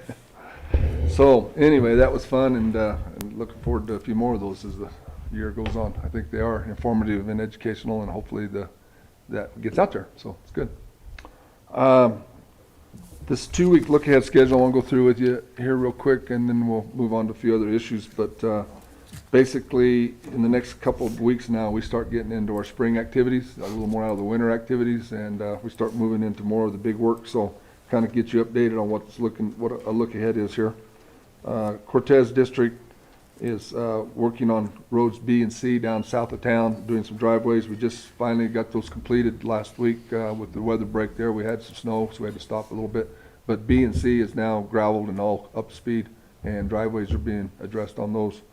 So we're working that out of there, and then working towards this slide down in Camel Canyon is gonna be becoming the big work down there, I think, in the next week or two, so that'll be there. Also, there is going to be some grinding activities on Road Nancy at the 22,000 block, east of, or west of 491.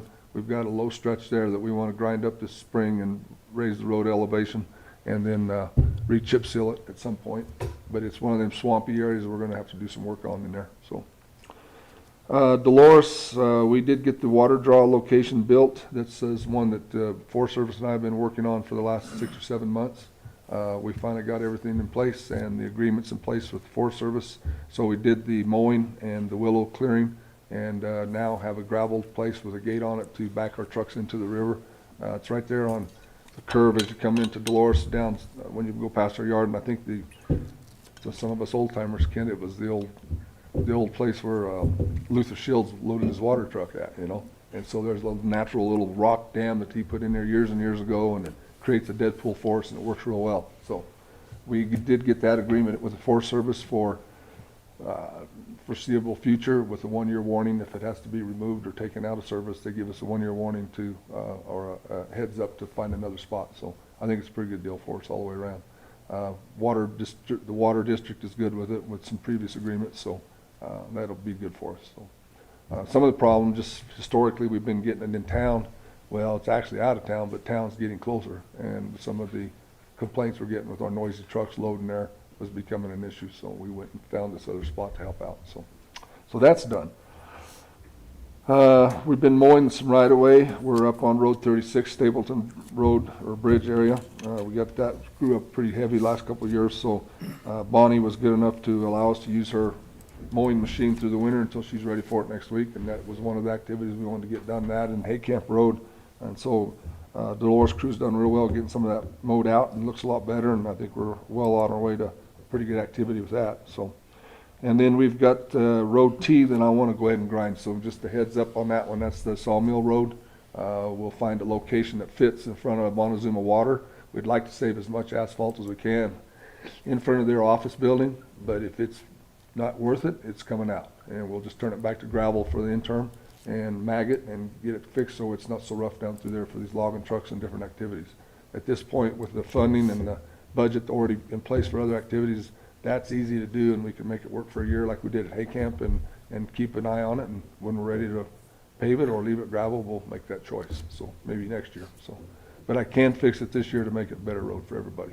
And there is a lot of business down there now with the concrete and the logging and the water company, and it's just a busy road down through there. So best thing to do is just take it out, rebuild it, and then go from there. So Roundup District, we're graveling Road X. We had a couple of miles there. This is that designated road. This is that sections of road we designated last year for a logging route, truck route.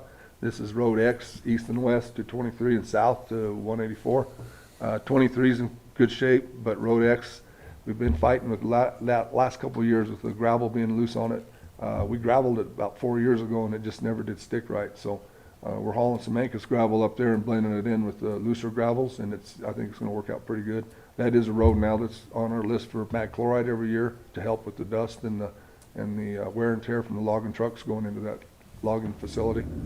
So we're doing that now, and then we'll move out to Pleasant View with some gravel out there on Road 15 next week. So that's moving along well. His grinding projects will be the first one we start with. This is Road Y and Road 16. We go east or west from 491 to Road 16, then south to Road W, which is with the communication tower down there. That's just gone. It's nothing I can fix without tearing it out and starting over. So it'll be similar to Road 10 at Pleasant View, where we turn it back to gravel, widen it back out, get it shouldered up, and then add some more gravel to it and chip seal it. And this will be one that I will actively pursue on a DOLA grant this year when we apply for the next one. It's part of that CO2 production out there, and hopefully I can get some DOLA money to help re-chip seal it next year. So that will be my target for that group. Trucks are hauling, of course, I just mentioned that, and the crusher's actively crushing at Ormiston, doing well. We are opening up a new access into that pit by crushing all the way through it, and that's coming together very well. Looks good. So I think it's going to be better for the trucks and easier in and out of the pit, and it's a pretty good deal for us and the Forest Service. So we had a good vein of gravel there, and it's just moving right along. So that's what we're doing the next 2.5 weeks, and then getting ready to get into that heavier work. The McCamel slip. a big subject. The water wells we put in, I know I've reported to you on this a little bit, but they're down anywhere from 6 to 8 feet from December when we got them up and running. The water was shut off in October out of the Lower Wilson ditch. Since we got the wells monitored, they've went down 6 to 8 feet from December. So that tells us that that ditch is 99.9% of the problem. It just is. So we've moved from different ideas of pipe. We've looked at PIP, we've looked at HDPE, we've looked at different ways. I'm pretty comfortable with the PIP pipe. The only problem is getting through the culvert that travels underneath Road G in that big 30-foot fill. And that's all boulders and rock and who knows what's in there. The pipe is squished, and it's something that we're going to have to deal with eventually with some court rulings lately. This looks like this could be an issue that we would have to deal with now, or we might deal with it in the next generation. But someday the county will have to deal with this pipe. It's collapsing and it's going to erode itself out of there, and it's going to have to be replaced. So I'm working with some ideas to drive a steel sleeve through there, the existing culvert. We only need a 24-inch pipe to carry the legal amount of water for the Lower Wilson Ditch Group, which is 12 CFS. They're currently using 7. If I put anything less than 24, then potentially that would have to be upgraded back to what their design was originally anyway. So there's a lot of ifs and ands right now, but we've got to hurry up and make a decision because we're running out of time. I mean, it's only 1st of March and they don't irrigate till later this spring. We got some time. Installing it won't be the issue. It'll be lead time on pipe. It's get out there and get this pipe ordered. It's up to 4 weeks lead time.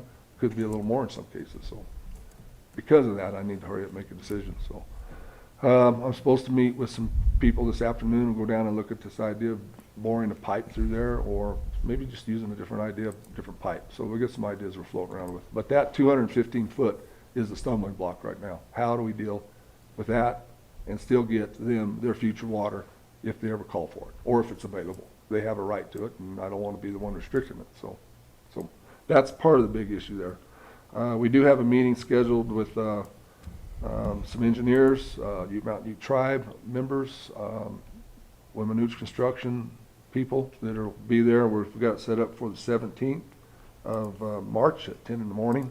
I should include you guys on that list of invites. I'll get with Virginia and get that done. That just started coming up over the weekend, and I got back with Bernadette, and we've set up this meeting and time to do a walkthrough of where we're at with the project, what they would like us to do or see, and probably some issues with permits and different things through the tribe. Or the So BIA. I'll need to know if more than one of you is going to be there so I can public notice it. Yeah. When will this be? Well, it's scheduled for the 17th of March at 10 a.m. It's just a courtesy invite. If you're busy, it's not a demanding thing. We handle it. So it's more of a. We did this last fall too. I don't remember, Jim, if you remember, but we all met down there, and I do. It's a follow up to that meeting, just to kind of see where we're at and get everybody up to speed with COVID and the communications, and it's a struggle, So we're just trying to get one put together here where we can have a catch up meeting. So. Yeah, just send out the invite, Okay. I think, and then All right. if it's pretty much a follow-up to what we did last year, it's, Yeah, and then I did send the tribe a written update of where we're at with all this. So, which I did see that, I did read that. okay, so with that, that's where we're at with that. And again, time is of the essence, obviously, to get that water back through there and ready for irrigation season, yet do it logically and intelligently enough that we don't have to do it all over again and tear that road out.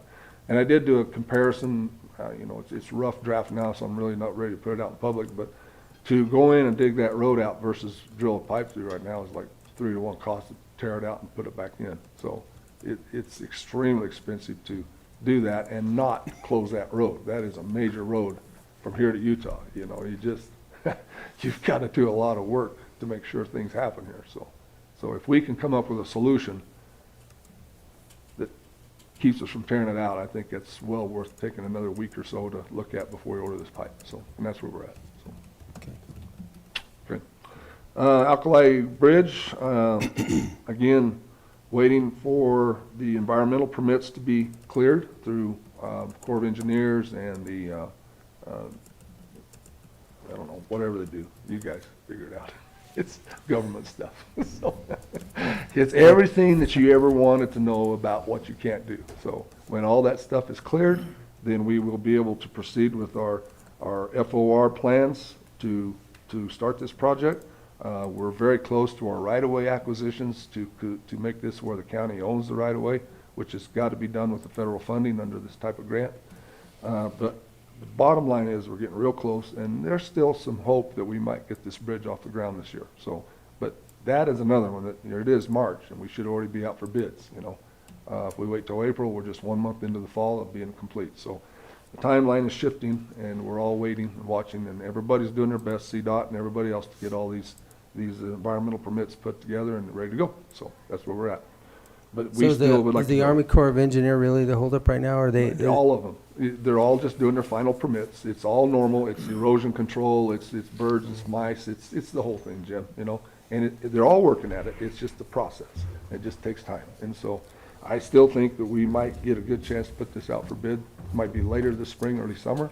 But it is a pretty simple bridge. I don't see it as a big issue. So, but get a good contractor in there and knock it out this year. So we still got hope. So. Okay. And as a reminder to the new commissioners, we were funded through CDOT to build this bridge. So it is on the list. So we're all trying. So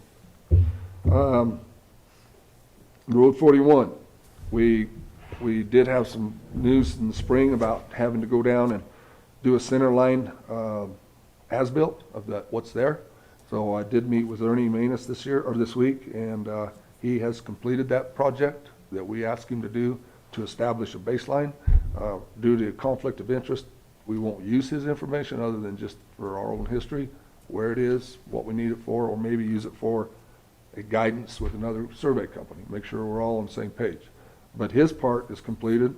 The information was sent to Doug in GIS, so he can now print us out maps showing where the center line of the road is. All the GIS points are there. All the GIS points for BIA, not BIA, but Bureau of Reclamation landmarks and corner points are all located. So I think Ernie has done a really good job, and the plat is about ready to come out here in the next day or two and make it official. So that's where we're at with that. He was contacted by the PAC's attorneys about doing the work, and Ernie knows his business, and he said, stepped back and said, no, I have to recuse myself from this and due to conflict. But he gave him about 6 different survey companies to go interview and talk to. And I don't know which one was chosen, but Ernie said they had everything I could do to help him. So I think we're all going the same direction here now, so it's good. Road J and 7th Street, a lot of conversation about that today, and I'll just tell you, they're not lying. We built that road down there, and what a show, what a show. Kids going, kids coming. We had a shed down there we just kind of nicknamed the Love Shack, and it was quite the show. Hey, you leave me out of this. They all looked at me as soon as you said that. He put me up to it. No. But I want to reinforce we'll to the do public, our best to keep him up here. We witnessed the same thing you heard today, and we were there for 3 months building this road, and it came back in the spring, and it didn't slow down. So it's there, and I kind of feel sorry for those folks, but there is a line you draw somewhere. So, and I kind of feel sorry for the ones that are trying to develop the area. They got a great plan going down there with the subdivision. It looks good. It's going to be nice, and I don't see how the county can collect taxes on that when you can't sell it. So there you go. That's my 2 cents. So I was told add all that in. So. I'm just kidding. I listened to him talk today, and I just thought, you know what? They're right. That's what that is down there. That's a mess. So anyway. Well, you actually had some equipment down there just recently, right? No. Well, I did. I had to go down. Never mind. I did. I had to go down and fix twice now. They have a tendency to just decide to bring in another trailer, or whatever you want to call it, and they'll just move rocks and put ramps in and tear up the bar ditches and pull their stuff in and then just leave it there. And I've had the sheriff's department there with me to discuss our options, and we've had to go back and clean it up a couple times and get the water draining down the bar ditches correctly. And they have a tendency to not want to come out their legal access, just bounce up out of there. So, it's an ongoing issue with that kind of stuff with the road, and they don't help the road situation, but, you know. So what you're saying, Rob, is going down there and fixing the bar ditches and cleaning up after them is that now the taxpayers paying to clean up after them too. That's a good way of putting it, yeah, so. So they're damaging public property. Yes, that's exactly right. And we have signs that we haven't put up down there. I can put some up that help the sheriff's department with some statutes about entering and accessing illegally. And it's helped us in other places of the county, so it's just a long stretch there, and it's like, they won't pay attention to it anyway, but I'll go put them up just for help, this will help the sheriff's department, you know, so, but, yeah. So, I just listened to the folks today, and they were right. Just thought I'd reinforce what they said, wasn't kidding around, so. Well, we'll be discussing it, but we are moving forward Oh, with I'm it sure. in all the manners and regards that we legally can, and we will keep moving We'll it address forward. this in a little bit, So- yep. Yeah, so, with that, I think it's about got you caught up with all the important stuff for this month, so. Any questions, I'm happy to sit here and answer them, so. I don't have anything right Okay, now. Well, guess I'll see you tomorrow, and we'll go look at Road S, or whatever it is, yeah. 10:30. Okay. Send me an invite if Virginia do can do that. that. All right, Thank you. thanks. See ya. All right, thanks. Thanks, Rob. Thank you. All right, I'm going to take 30 seconds here.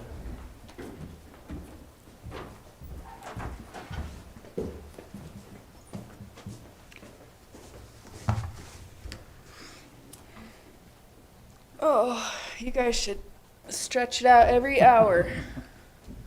I agree. Should we do a stretching session real quick? Just joking. You're gonna lead us. You get Great. workman's comp for this? No, this is to prevent workman's comp. Exactly. You haven't seen me stretch. Where'd Jim go? He saw me and ran away. Said it needed a 30-second break. Oh. Did you set the timer? I mean, that's fair. We do it for everyone else, right? Well, that's 3 minutes.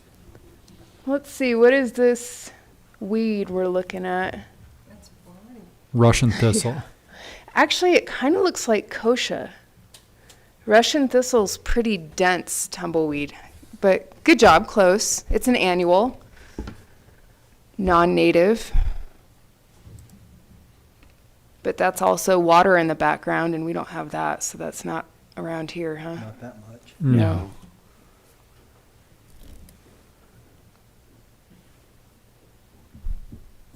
I think his 30 seconds are up. I think so too. Get Okay. started. Go All find right. him. No, don't. Okay, so when I met you guys before, I did a presentation on what we do. Today is kind of a why we do it.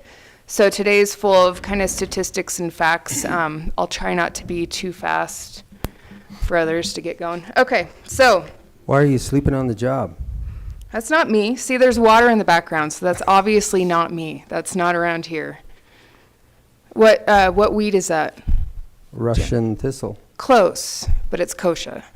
Oh. Okay, so today, invasive plants affect us all, whether you live on a farm, in the suburbs, or in a city. Invasive non-native plants will affect your life in some way. So if you are a wildlife enthusiast, here are some facts about this. Loss of native plants to noxious weeds can mean less palatable forage for wildlife, which can result in less wildlife viewing opportunities. So when you do have a species, a lot of these are palatable. So if there's no grass, animals will eat it, but that does not mean that it's going to be healthy for them. So the native species are a lot more healthy. They'll produce more forage availability for the wildlife. Non-native species are now considered by some experts to be the second most important threat to biodiversity after habitat destruction. Noxious weeds threaten all this by altering the natural communities that these animals depend on to produce food and cover.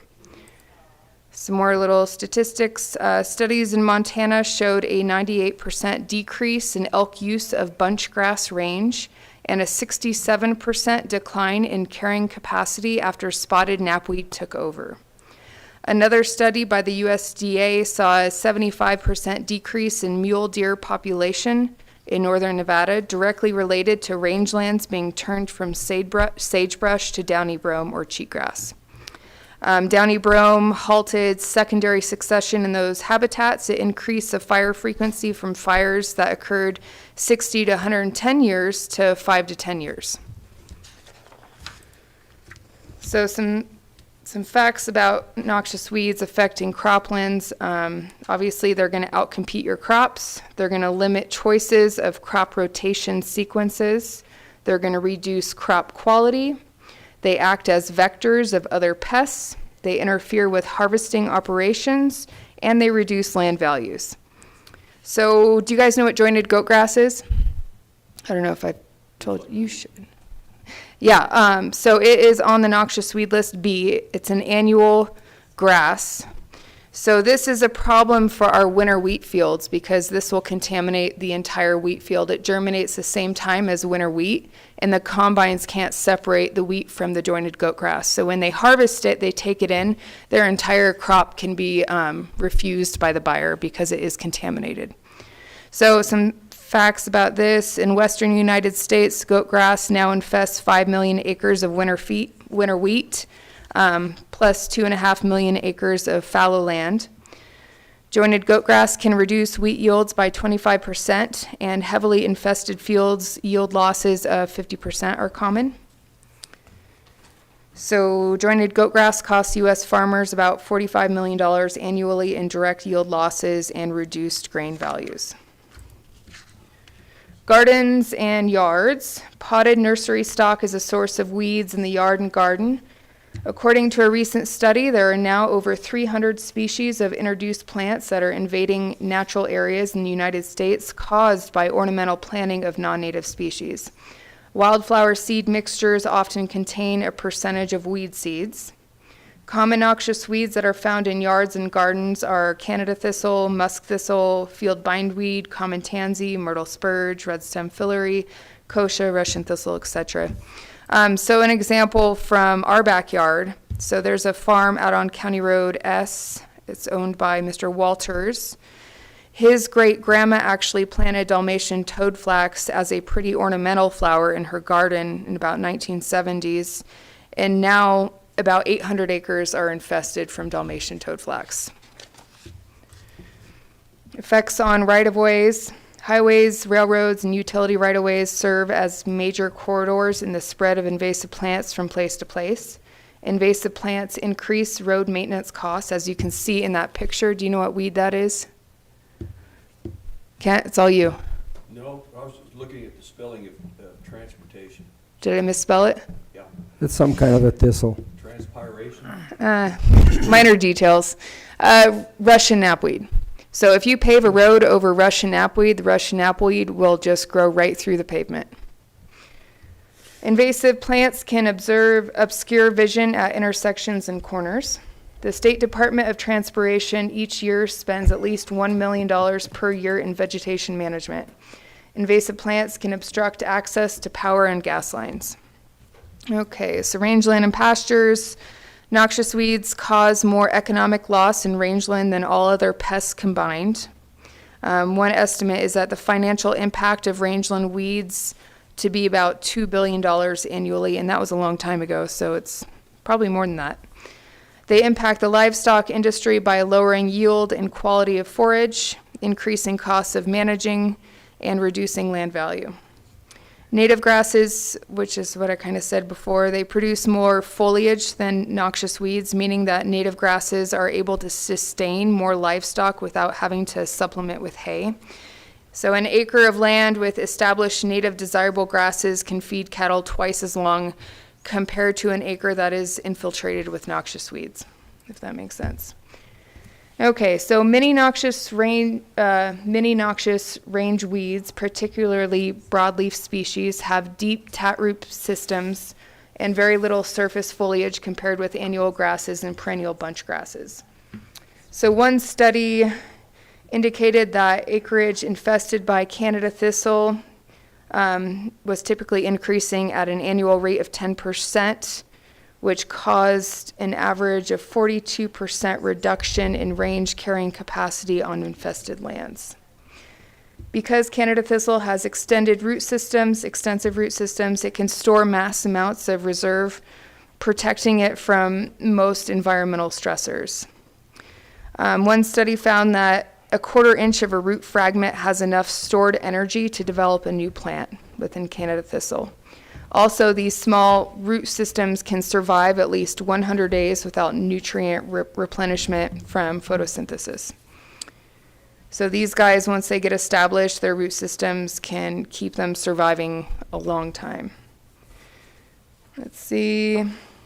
Another study found evidence that control should focus on roots after planting a 6-inch root piece that developed into 644 feet of roots and 336 feet of above ground shoots in 15 months. So that they move fast.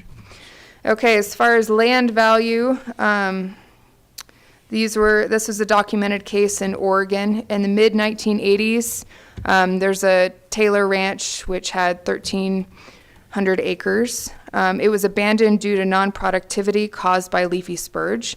At that time, non-infested land was worth about $125 to $150 per acre.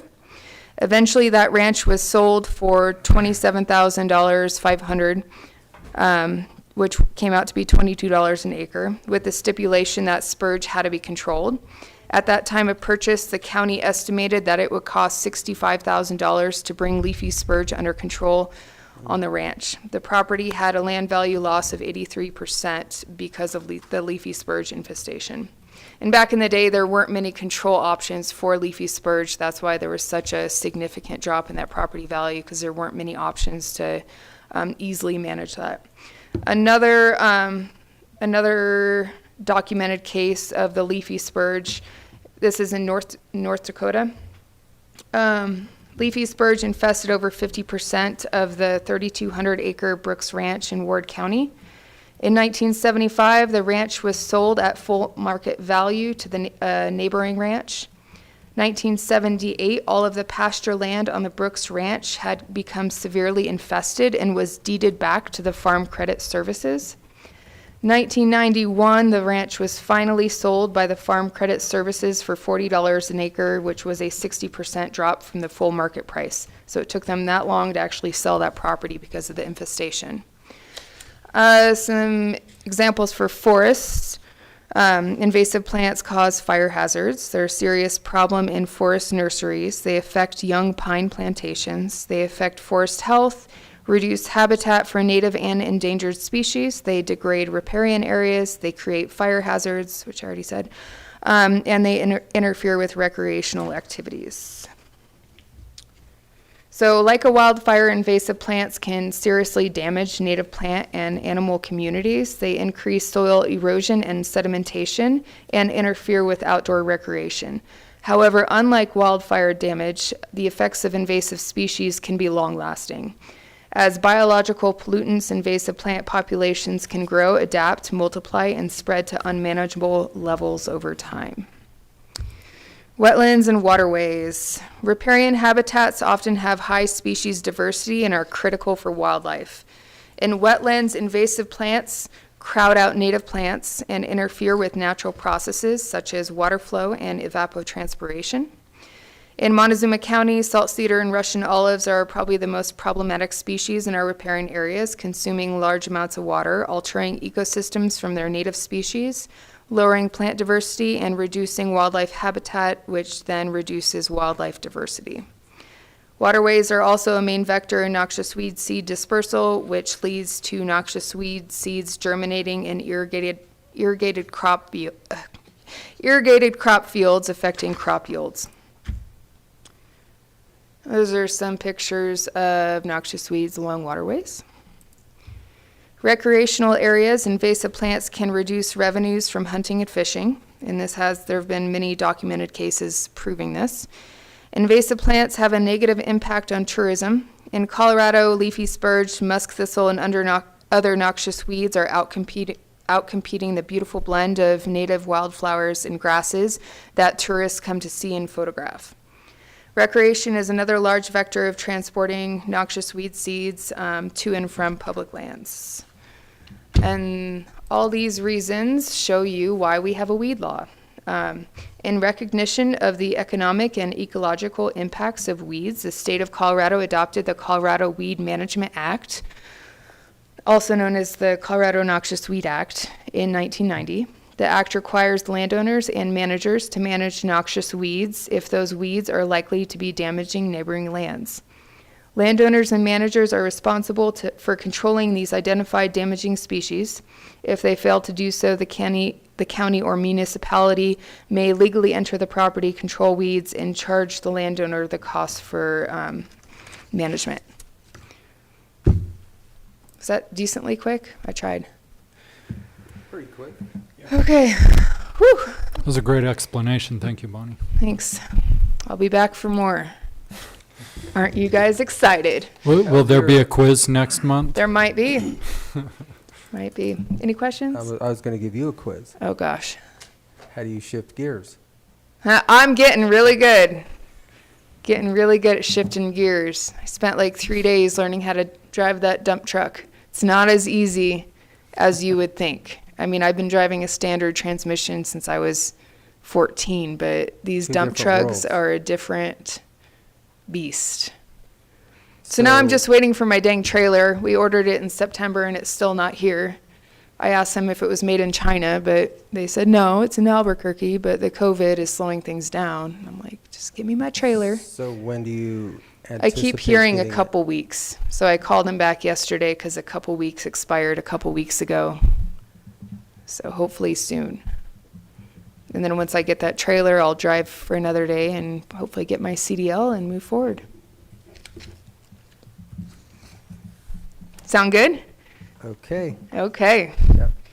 Did you find some duct tape For what? marking where your bumper is? Oh, I need to do that, yeah. Okay.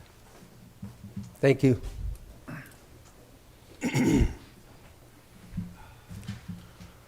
Mr. Jarman.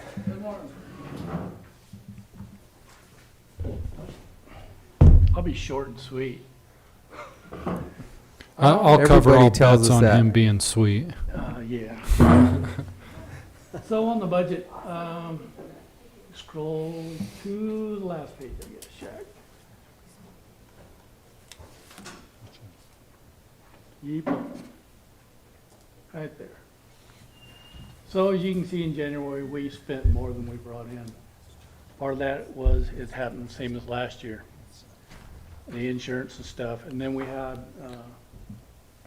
some very expensive repair bills on equipment that we had to get fixed. But Yeah. usually, just like last year, the next month's a big change. Yeah, and that was the same with the general fund and everything else we presented last year. All the insurance, everything's front loaded, so. Right. That's all of our workman's comp, all of our, Yeah, everything gets paid up front. everything that comes out so annually, right up front. January's a rough month. Yeah, typically January, February.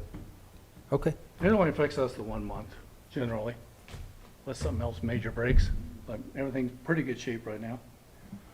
The contractor's on site right now doing the methane test, and they'll be there through Saturday to get that done. We've been moving trash into cell 4, trying to get our fluff layer put in, but the snowstorm shut us down. As soon as it dries up a little bit more, we'll be back in there, because we have to cover that with dirt as soon as we build a pad across there. So it's quite a process, moving all the dirt to get all that covered at the same time. How much leachate did you get out of that storm, and how much got a displacement lake. did you see? Lake landfill? Lake landfill, yep, I got a lake, we'll stock it with some bass or something. We're rigging up the water truck that we got from the road department, and we're gonna start sucking that out, because we don't have the pump in there because it's frozen. But we will be sucking the water out with our water truck and using it up on cell 1 to get rid of it. Recycling prices, according to our broker, they're gonna have new prices by Friday, and they look like they're going up, so we'll make more money. But they can't get trucks to get the stuff out. I got a building full of cardboard again. It's an issue. And with the fuel prices being what they are, they're having a hard time finding drivers. But we have shipped out a few loads of cardboard. If this weather continues to stay pretty nice, I'm gonna start screening the compost that I made last year. And I'll be working with IT because the grant that we got for the trommel screen, CDPHE needs to come down and verify the use, verify the machine and all that. And because of COVID, they can't. So we gotta make a short video and send it up to the state, which is also something we wanna put on the website to promote our product. The grant is in for the shredder, the state, as soon as, I'll let you know as soon as they let us know on who won what. Is that a once a year grant cycle for that, or is that? They do different cycles, and each cycle is different as to what their stipulations are for. So this may fall only within this grant cycle? Yes, it's And possible. and that will be our shredder for the tires, basically, Tires, so that we everything. can, right. Tires and everything. And one of the things I wanted to bring up for you guys to kind of think about, and I was approached yesterday by a local contractor. Once we get this shredder on site, and once we get the Carver Field built, we need more product.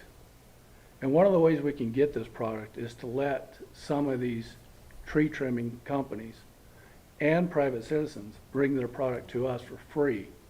We can shred it and then sell that, and then I'll have enough stuff to continue growing our composting operations. And you're talking carbon stock or nitrogen? Carbon. Okay. The nitrogen we're gonna work at with Cortez Sanitation District Biosolids, and also with restaurants, school districts and stuff to eventually the get the food. Supermarkets. The food waste, the The casino. supermarkets, and get all that stuff going. Where actually do we stand with the Sand District on our request? I guess I didn't, For the land? for the 40 acres that we have under, well, it's being tested right now, you just said, right? They All- are the whole on site now landfill testing for is methane. being tested? I sent them a draft quitclaim deed. I didn't do anything other than that. So if you all want to, if you all are sure we want to go through with it, I can tell their attorney. Let's go ahead and sign this thing. I mean, So I think it basically, was they'd be quitclaiming it to us. to us, right? And then we would then assume all responsibilities for the remainder of that 40 acres? If we do a quitclaim deed, every problem that comes with it is our problem. Well, we've been dealing with it anyway. Right, So right. we might as well, That's why we thought we'd do a Right. quitclaim deed instead of a warranty deed. right. Right. Right, and so I just gave them a draft, that's all I did, is I said, hey, here's a draft quitclaim deed, And that went to their attorneys? yes. And I can follow up and bug her and say, we're ready to do this. I mean, is there any down, are there, There's no downside is there to any it. negative impacts for Not us? that I know of. We're taking care of it anyway, right? Exactly. And we have been. Other than we just don't use it. No. Well, there is a shed there. I would like to, we were gonna tear it down at one time, because it was a hazard, the tin Yeah. blowing off of it. I'd like to go ahead and kind of fix that up, because we are now storing plastics in there, to keep them out of the sun, because one of the loads of plastics we shipped off, it took so long to get a semi-load of plastics, because it takes a lot of plastics to make a semi-load. The sun deteriorated some of it, so they Oh. docked us on the value. Gotcha. But if we can keep it out of the sun, then we don't lose that, and that shed's there for that. I mean, if we're taking care of it anyway, and that's just one more entity we don't have to have permission to deal with, I mean, what do you guys think? Let's just Yeah. get it done. So maybe you'd And probably it's already follow up. inside the fence line. Right. No, So- it's, everything is on the internal. Yep. We just follow up with them and see where we're at. Yeah. Or with, I should double check the section, the legal description that I put in there, because we just found one, I had Naomi find one, pasted into a quitclaim deed, off of what we thought the property description was. So I probably should confirm that with you all, just to make sure we're talking about the exact right piece of property. Sure.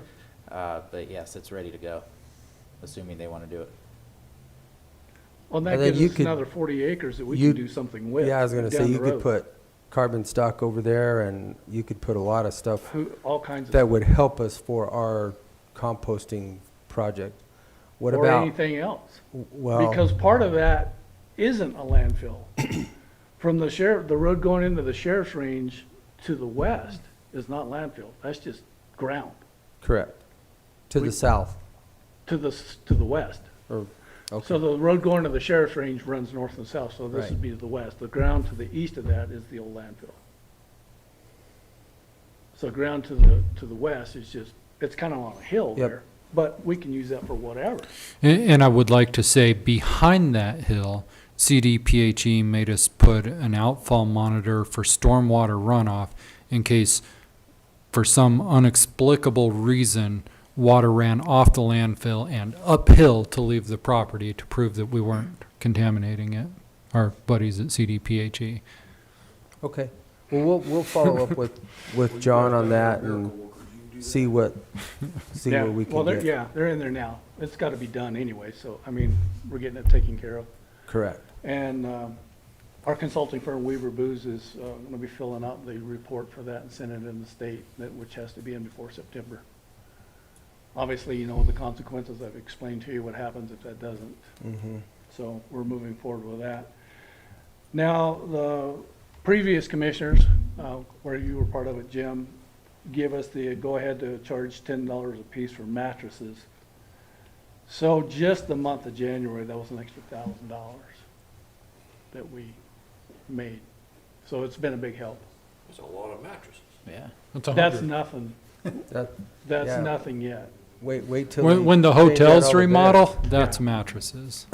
And, you know, we've had some complaints about why are we charging this, but if you look up some of the other landfills around here, like Bondat, they're $28 a piece to take them over there. Well, I think it was more for the compression. It is. It was That's why we're because losing we airspace, couldn't we're losing money. Get the compression of the springs for the landfill, and it fills up our landfill much quicker because we can't get the compression value Correct. to compact it. And they're a hassle. Even when we were baling, it would, they would actually explode the bales when we tried to bale it. You just couldn't do it. They're just a pain. That's all there is to it. That's about all I got. Everything's moving forward. You know, I'd really like to take a roll-off down there, stack it full and do that, but when you light a fire in a landfill, CDPHE gets real nervous.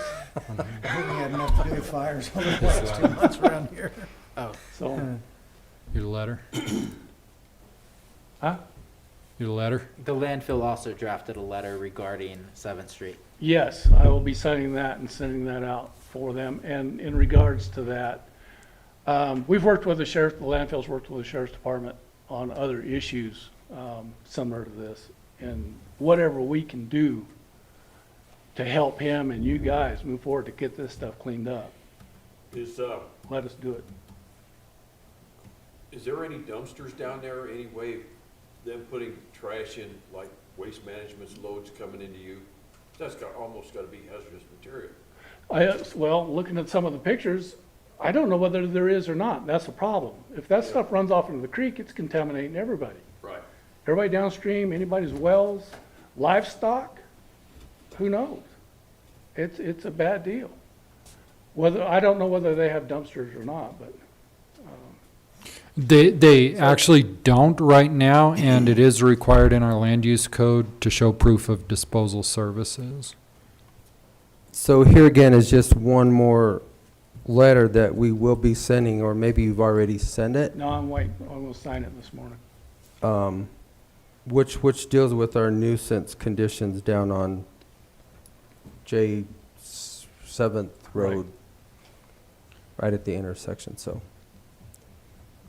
Perfect. So basically for everybody out there listening and watching in YouTube and our reporter here today, that, you know, we are taking this very seriously, and we are taking the actions that we feel and have directed our staff to also do so, to try and get this cleaned up and mitigated properly. So, thank you. And Mel. again, if you guys need something from the landfill to help with this, just let us know, Okay, and we'll move forward with it. all right. Thank you, sir. Anything else? Nothing. Okay. Hey Mel, could you sign a copy for Kim?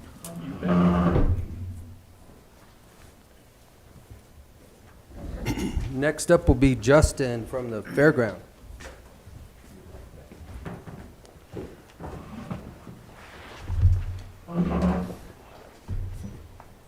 Well, I guess Commissioner Stevenson just Go got ahead, awarded the Justin. title Dictator of the Month.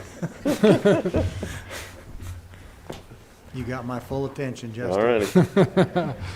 Just between us.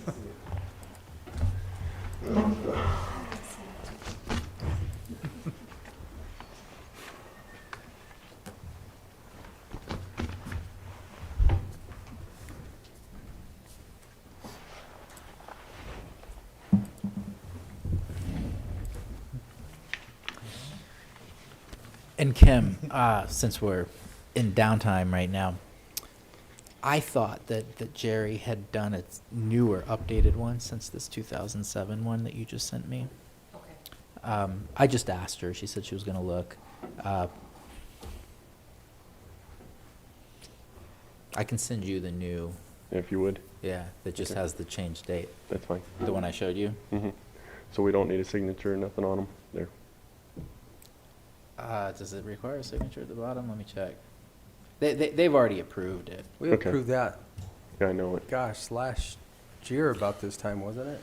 To No, it be was consistent like with- October, November, but nothing ever did get signed. No. Consistent with the statute, or the state's statute, not Correct. ours. Right. Yeah. I will show you the tiny, minute change that is made, and it doesn't require a commissioner signature on the bottom.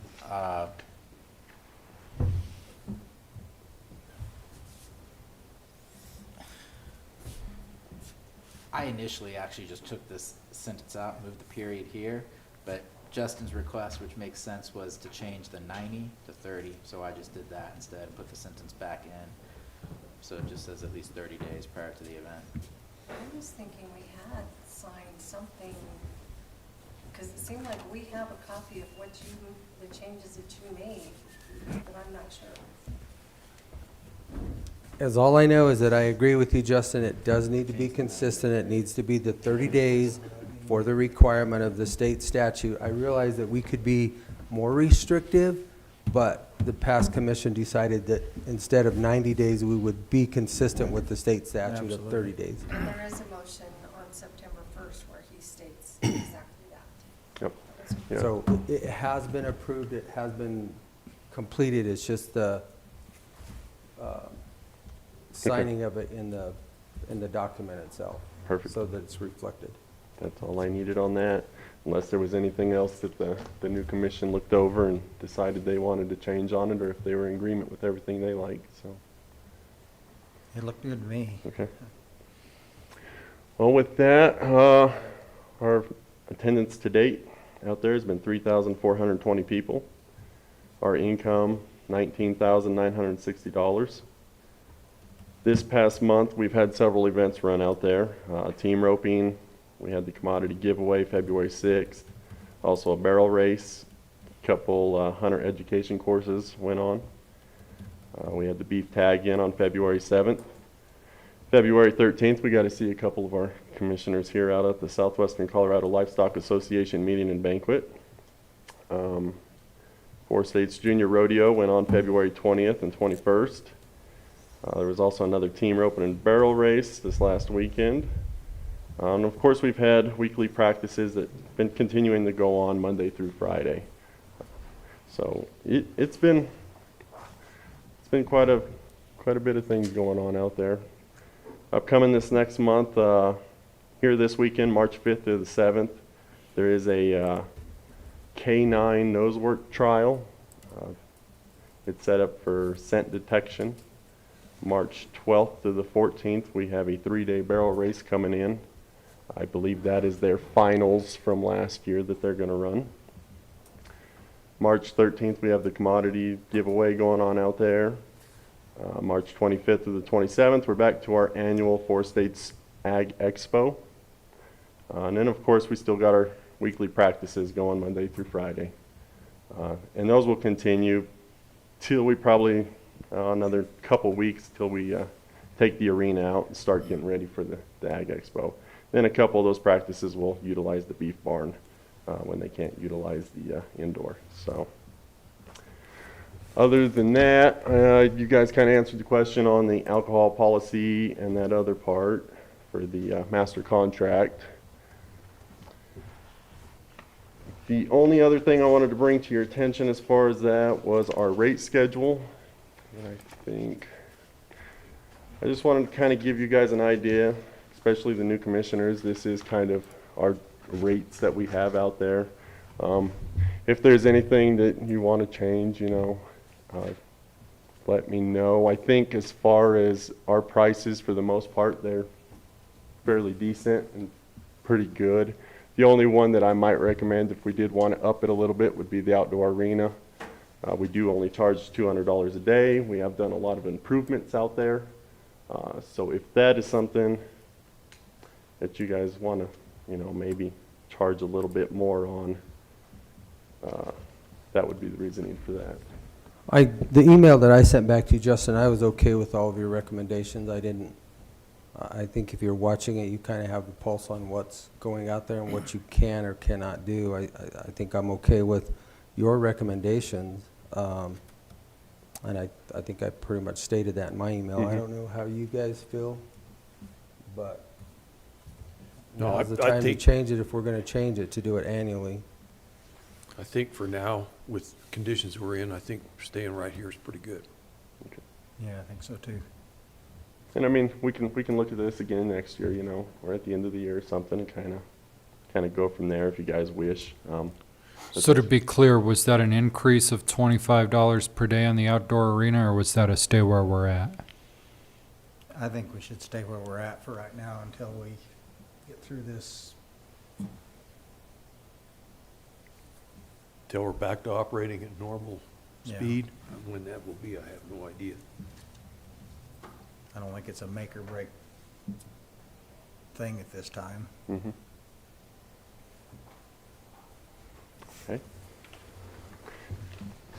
I was actually okay with his recommendations. The $25 is not going to make or break anyone either. Yeah. And it was only $25. So either way, I'm not. Yeah, I'm not going to. I mean, it's fine. The only thing I was looking at is, we have done a lot out there. This is obviously from 2013, so I'm assuming that's the last time that was changed, or... We didn't change it the last 2 years. We left it the same. Yeah. So I know it's been quite a few years.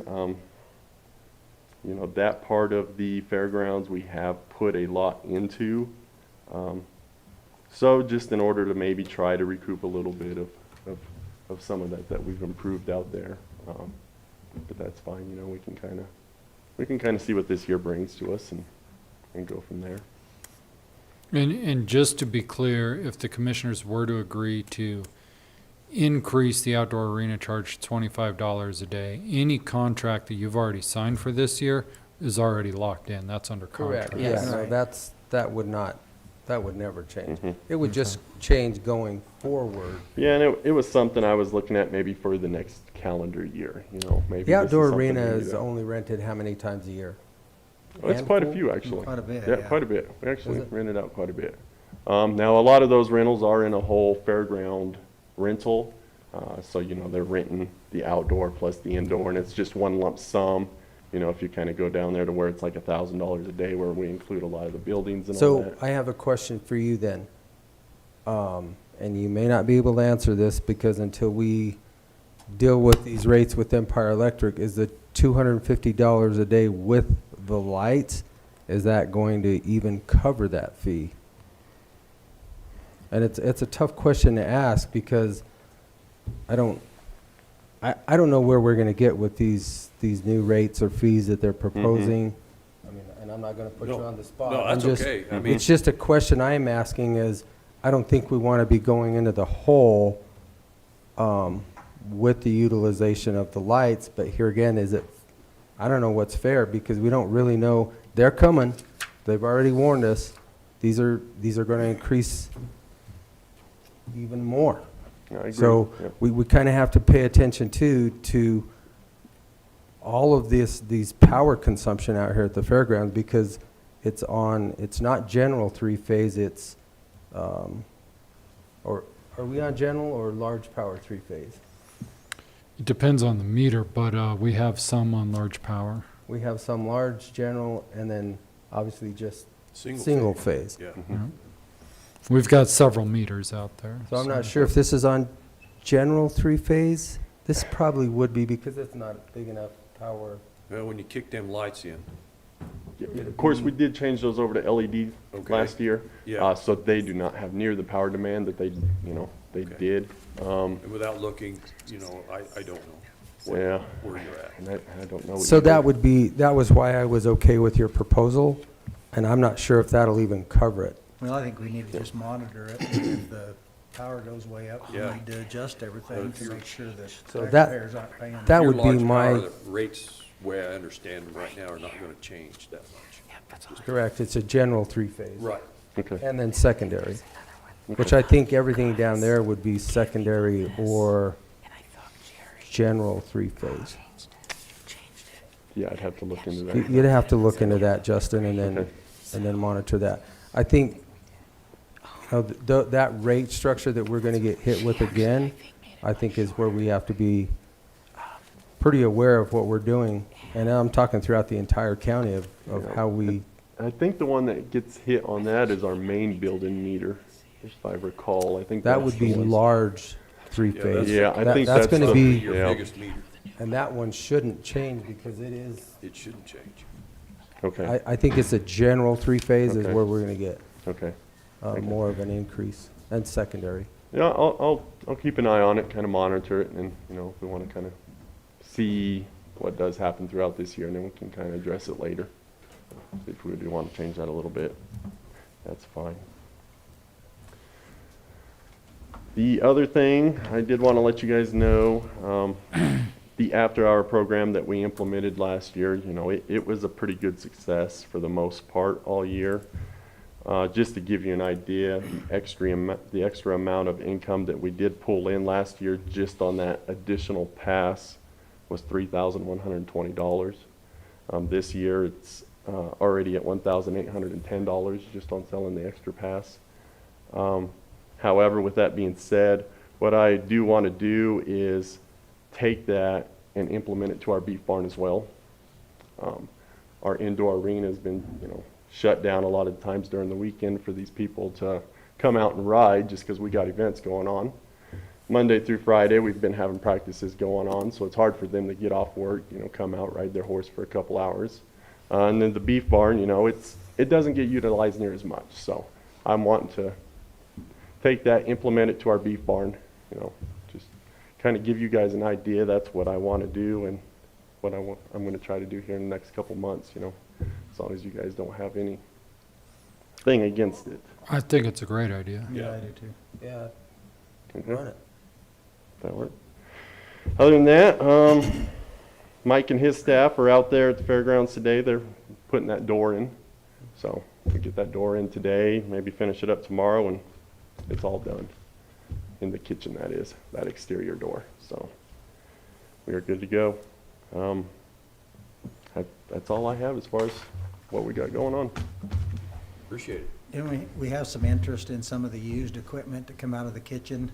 Yes, so I know you guys did mention the stove, you were asking about that, and I have had someone, kind of asking the community. Shane just got that put up this morning for me. Put it out on for the- bid yep, and stuff? on public surplus. Okay. I'll send you guys a link to it just so, you have information to it. I believe we are running it on a 7-day auction. Perfect. Something else too, Shaq. Put that on our website so that people know, or even our Facebook site, that we do have some things running at public surplus. Okay. So everybody can bid on it. That works. So that everybody out there knows, publicsurplus.com, I think. And I think so. it would probably be listed in, So that one, the Kitchen? stove, for instance, yeah, I think there's I want to say it's kitchen or Restaurant cooking equipment, yeah, or restaurant equipment. Whatever, something like whatever that. you can find, make sure that they know where to go to find it, and then we can actually put that on our website. Yeah, when you send everyone the link, just copy Vicky, our Yeah, PIO, on it. I'll put them on it. I'll So put that you we guys can on get it out there.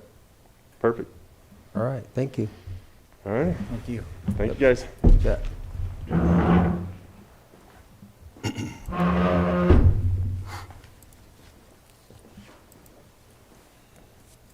Okay, Commissioner Stevenson, you're next. Okay. I am asking our fellow commissioners and stuff to support a resolution 1-2021, recognizing that many past and current contributions of Montezuma County cattlemen and other livestock producers in supporting the local ranching industry. Whereas the governor of Colorado has proclaimed a boycott of meat products referred to as the meat out in order to promote meatless diets as promoted by the farm animal rights movement, FARM, to be observed by Coloradans on March 20th, 2021, and whereas cattle and other livestock production has historically been and continues to be one of the key economic drivers in Montezuma County, and whereas Montezuma County cattlemen and our ranching families are part of the $3.4 billion state industry with a $40 billion impact that accounts for 10% of the state's total export sales. And whereas the U.S. Department of Agriculture reports as of 2017, the annual sale venue of Montezuma County cattle, calves, poultry, hogs exceeds 16 million. And whereas Region 9 data shows employment in the agricultural sector and related industry provides jobs to over 2,000 Montezuma County citizens, a very large number which are involved in ranching and livestock production.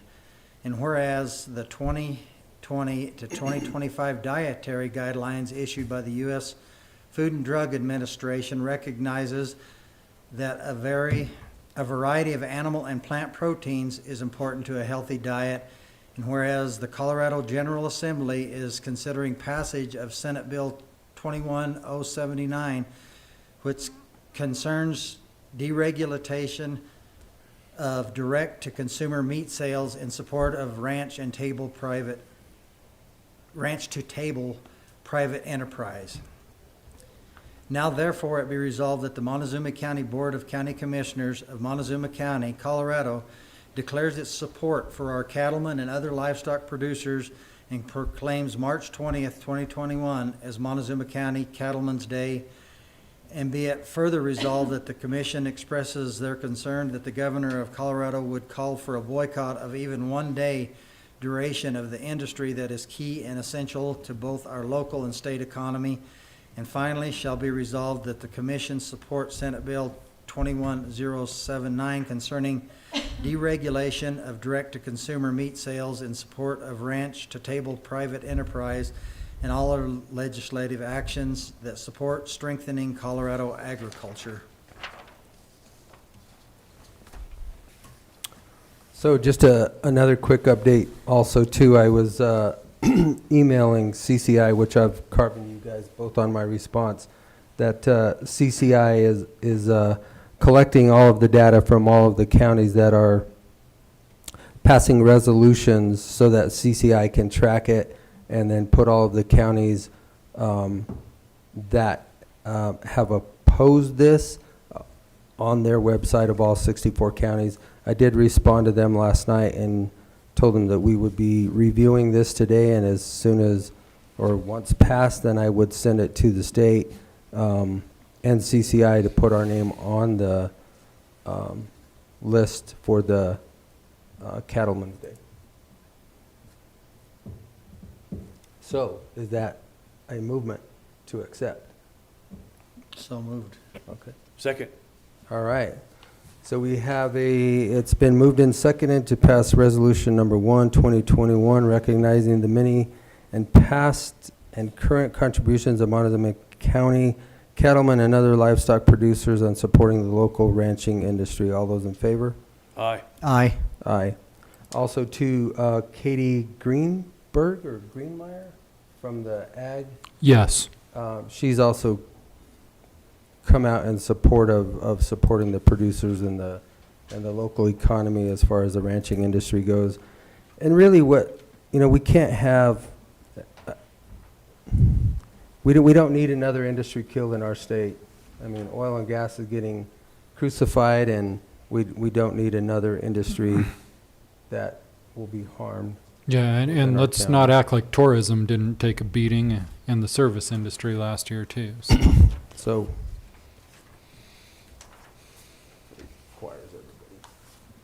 All right.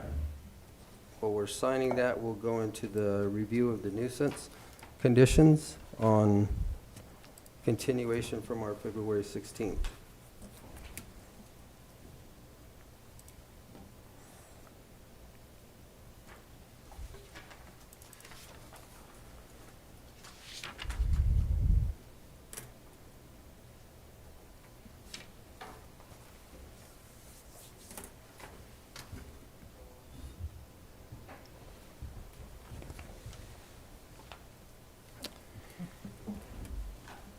All right, Shaq, if you want to go over this or talk a little bit about this is going to actually be directed from the Board of Health, not actually the BOCC, and this will be into the regulatory sections outlined as stated on the letter addressing the 1739 East 7th Street address. Instead of from the Board of County Commissioners, this will actually come from the Board of Health. And so Dr. Aiken drafted this, and it just says that the Board of Health has received a complaint in regard to the presence of residential structures on the property at 1739 East 7th Street, Cortez, which may not meet the requirements for water and sanitary sewer as outlined in sections 5101.7, 5103.3 F and G, and 5304D of the Montezuma County Land Use Code. Mobile homes and other buildings constructed on a property which are in residential use are subject to these requirements.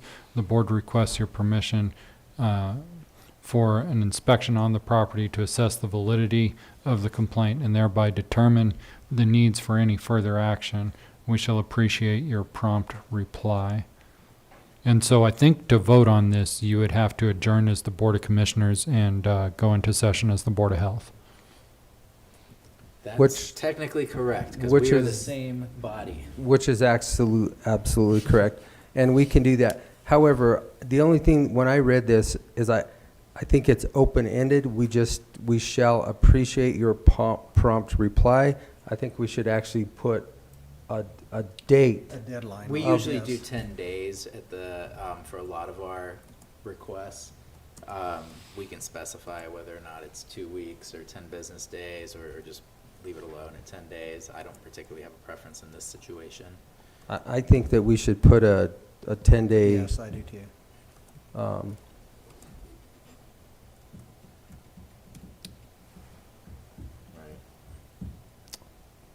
Okay. So I guess we can take a pause from the Board of County Commissioners meeting, and we will convene now as the Montezuma County Board of Health. And I'll go reprint it with the change. Before you leave, is this, let me ask you guys, is this property within the bounds of the city of Cortez, or is this county? It's county property. It has driveway access from the city, but all the property is in the county. Okay. It's just south of the city limits. Yeah, I didn't know if it extended in there, one of those picky little things that's got a Cortez address on it rather than a county address. Right.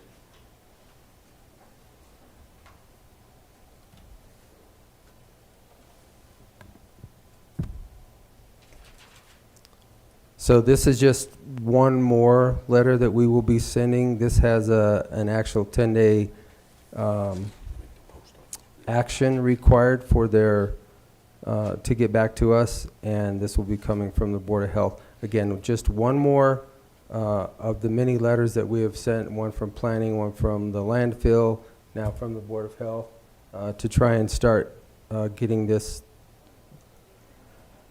property compliant.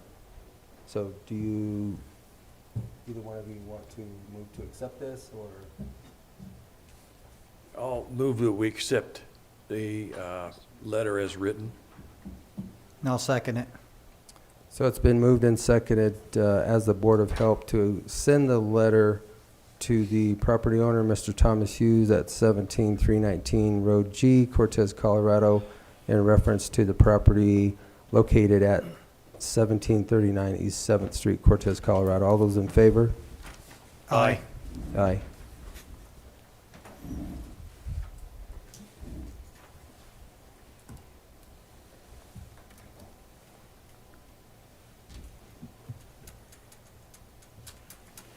Okay, that's all we had as far as the Board of Health, so we will close out as the Board of Health and reconvene our normal meeting as the BOCC.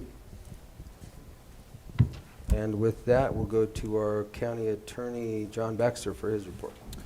I don't know that I had updated you on the Ankowitz matter, which again was this shed that was placed on the vacant land.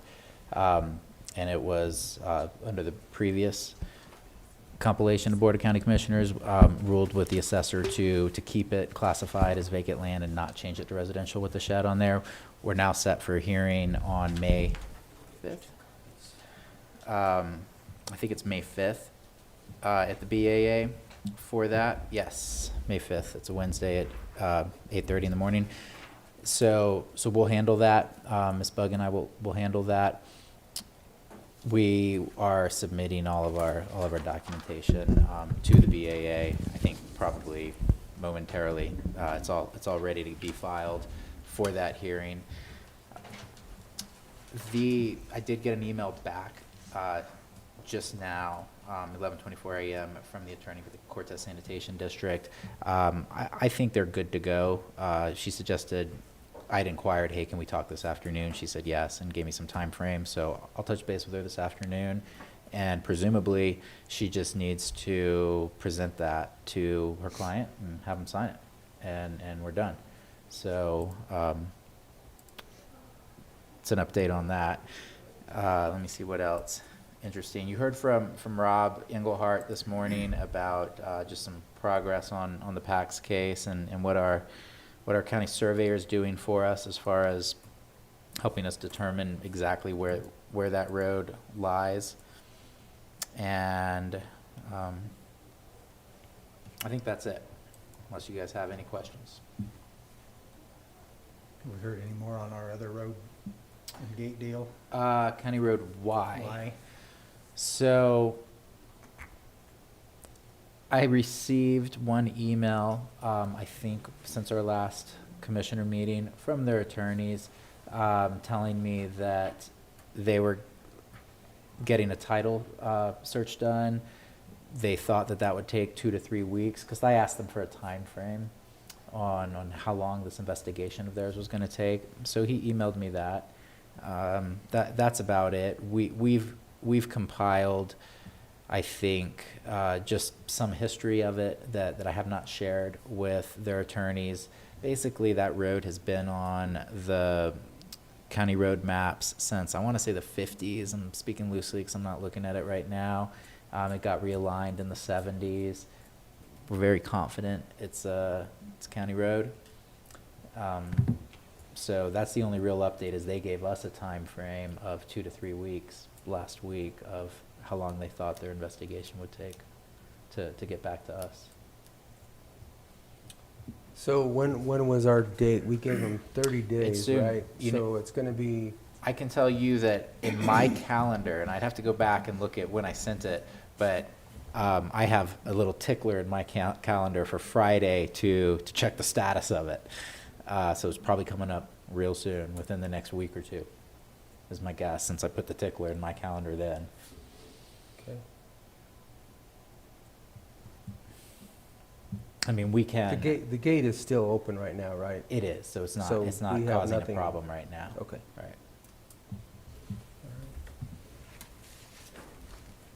Okay.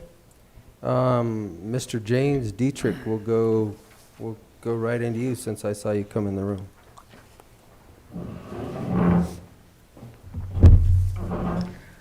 Good morning, gentlemen. Good morning. Good morning. So I'll keep it kind of short this week. Did want to let the commissioners know that we had a meeting with the Rangeland Stewardship Committee last week. For me, it was a pretty good meeting. I think we were able to talk about a lot of the issues surrounding getting those allotments back into action out there at Flowdine Yellow Jacket. I think the approach that I'm going to take is that we, based on the proclamation language, grazing is authorized permitted use. We've known it all along. We've known all along that grazing has some impacts associated with it. That's no surprise.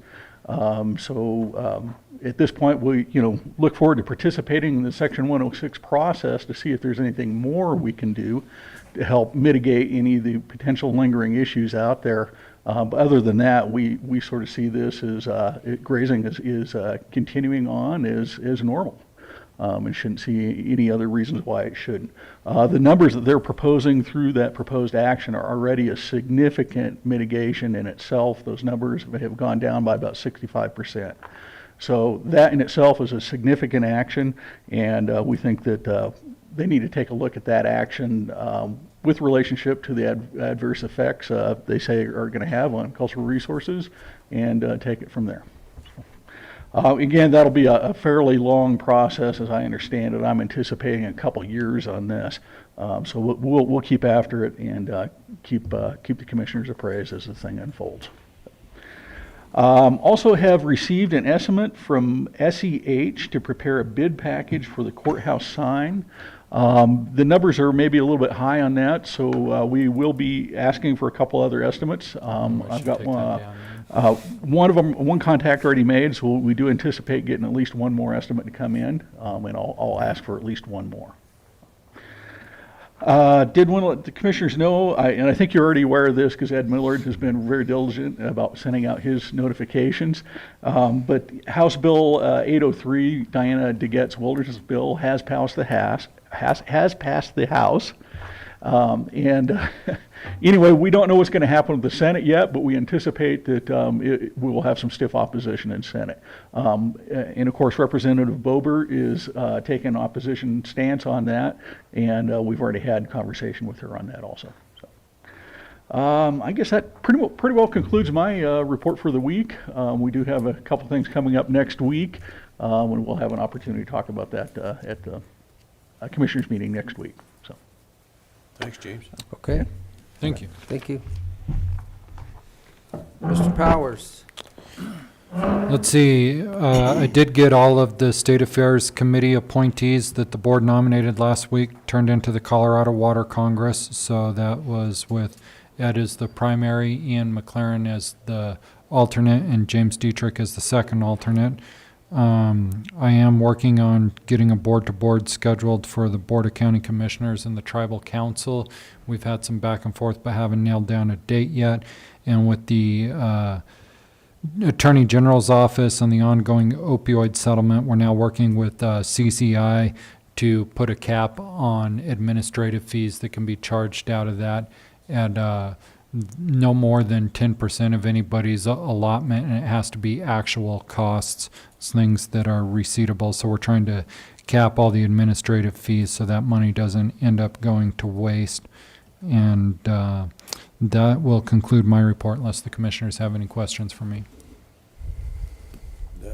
No, but in some of the emails that were coming across, we need to work on a board-to-board with Empire Electric. I'd like to educate you guys on the rate structures and stuff, and I think Andy would be glad to, and the board would be more than welcome. So you want to set up a board-to-board with Yes. Empire? Do you want them to come here, or you all to go there? Let's let Shaq and Josh work that out.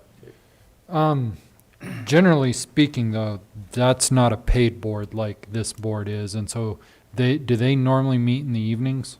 No, we meet every second Friday of every month. during the day. Yeah. So it's It irrelevant. can be, yeah, it's irrelevant. Okay. Just set it up. Yeah, you Except guys next figure it out. Friday, or the next meeting is in the afternoon rather than in the morning. Roger that. We'll make it happen. They can figure that out. Okay, very good. Then we'll go on to the commissioners' reports, and we'll start with Mr. Stevenson, Thank you. Chicken Man. Well, it's been a pretty busy week. Like James said, we met with the Rangeland Stewart Committee on Tuesday evening and worked on a bunch of stuff there on the Flowdine and Yellow Jacket allotments. I think we're moving in a positive direction there to hopefully keep get those opened up. Wednesday night, I went to the Mancos Town Board meeting, which was a marathon. But we talked about the paths to Mesa Verde and several things. I don't know whether they're gonna want to follow through with that, but I did talk them into waiting until their March 10th meeting so James could come and talk to them about some more of that and kind of explain the splits on that and the grants that we already have in place to pay for it.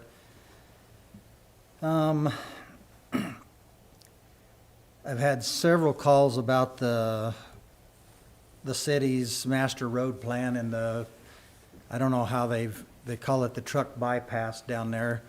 I hope that we can work with our planning department and see if we can't get that taken off of there for now so that we don't, it's something that's not gonna happen for years and years and years, if it would ever happen.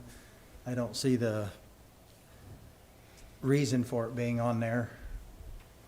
Because all of the constituents from my District 3 have been calling me and they're wanting it off of there and they voted from my representation and I'm representing them on this. So I think it's something simple that can be just taken off of there. I don't think it's something that's set in stone.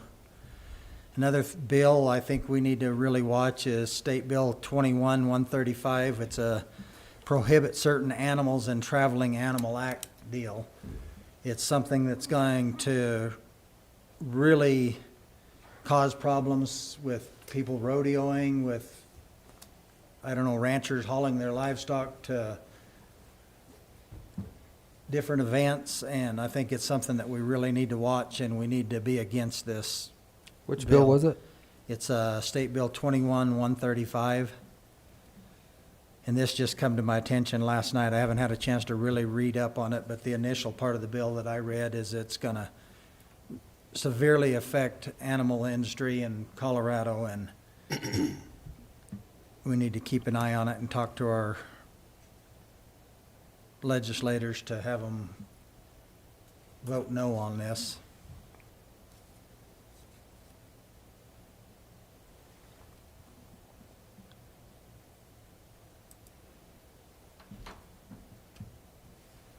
Because it'll impact our tourists and horseback riding, all of that kind of stuff. Because there's wording in there that you can't use livestock to make money, and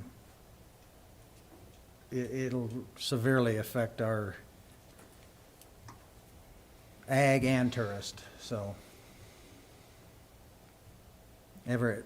our industry takes care of our animals anyway. We don't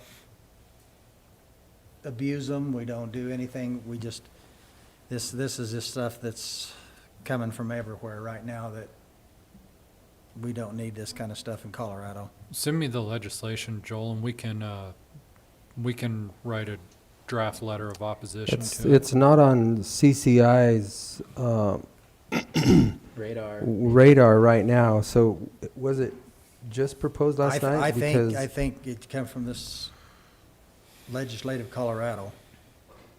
21-135, is that the number? Yeah, that's what I wrote down, and right now, so that would probably be under We can land find use it. and natural resource, yeah. And the subject is agriculture. It's for session 2021, regular session, so. I found it. I've got 136, but not 135. Okay. I did find it, so I'll send it to Shaq and maybe Okay. everybody for that matter. All right, Commissioner Lindsay. Yeah, I did set in on a hybrid meeting of the Cortez City Council. Six of them met in chambers, but there wasn't anybody else in there except some staff, I think. Currently starting their search in earnest for a new city manager. They've hired a new finance director, and they've completed their 2016 audit and are starting on 2017 and looking to hire a firm to do that. There was also a proposed roundabout at Mildred and Montezuma, but I think they have taken that off the board and are looking just to straightening out Mildred and Montezuma. The cost factor was big, and there was a little bit of property acquisition in the southeast corner. Like Joel, I met with a lot of constituents on the truck route that was put on the extended street plan for Cortez, and I agree totally with Joel. That has to come off of there. Got a lot of scared citizens all at once out there, and I wouldn't want an opportunistic guy over in CDOT and Durango to really build this, because it would just kill downtown Cortez. And that's about the size of it. All right. Well, I had a couple marathon meetings. First of all, like Joel said, Wednesday was a pretty uneventful day. It was actually kind of a nice, easy day. Then we jumped right into CCI legislative and steering committee updates. Thursday, we started with general government, and we have several bills there that we are watching. Some will support, some will amend, some we obviously oppose. One of the ones in general government is the election recount request. CCI, we are opposing that one. The consent collection personal information we are opposing as a group through the counties, all 64 counties as it was voted on. Expanding the Peace Officer Mental Health Grant Program, we'll be supporting that through the Health and Human Services. We will support the driver's license for foster children through Health and Human Services. Some that we will oppose, Board of Health member requirements. That's under Health and Human Services. I also had a conversation with Dr. Aiken, send him the bill, and he will also be writing a letter for us through the Board of Health stating that we want to keep our commissioners as our Board of Health. Went into, well, actually then we came back here Thursday night. We continued our board-to-board with Dolores trustees and their town administrator, and I think it went very well. I think that once they understand kind of where the impacts of how we're funded and what we've been contributing to our schools through SRS and through how we get our money for PILT, they were a little more understanding of that conversation. So that went very well. Friday, we moved right back into CCI again, another marathon meeting. All-day meetings like this are really, really hard. But we went into justice and public safety, land use, a couple of the bigger bills, House Bill 21-1008 for forest health project financing. Everybody in CCI, we voted to support that bill.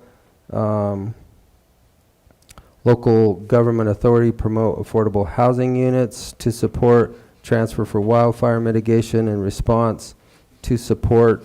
And then we went into taxation and finance, tourism, and then transportation and telecommunication. So this is going to be a bigger one to what Commissioner Lindsay just stated. I can tell you right now that CDOT is struggling with their finances overall as far as a state government. So as far as the state building any bypasses of roads, that's that's so Not- far down not the on their line that plan. it's not even in the foreseeable future because of the, Because the governor created a $4 billion deficit? well, Sorry. he did, or there is a huge deficit there. In our meeting last night of the Mighty Dozen, obviously everybody knows that the $1.9 trillion package has passed the House and it's going to the Senate.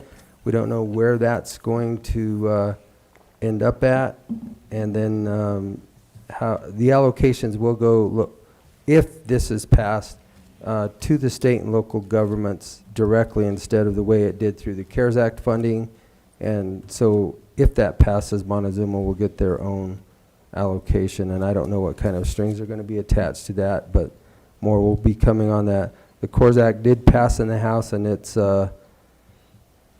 more than likely to pass as it was introduced. There were not a lot of changes made to that.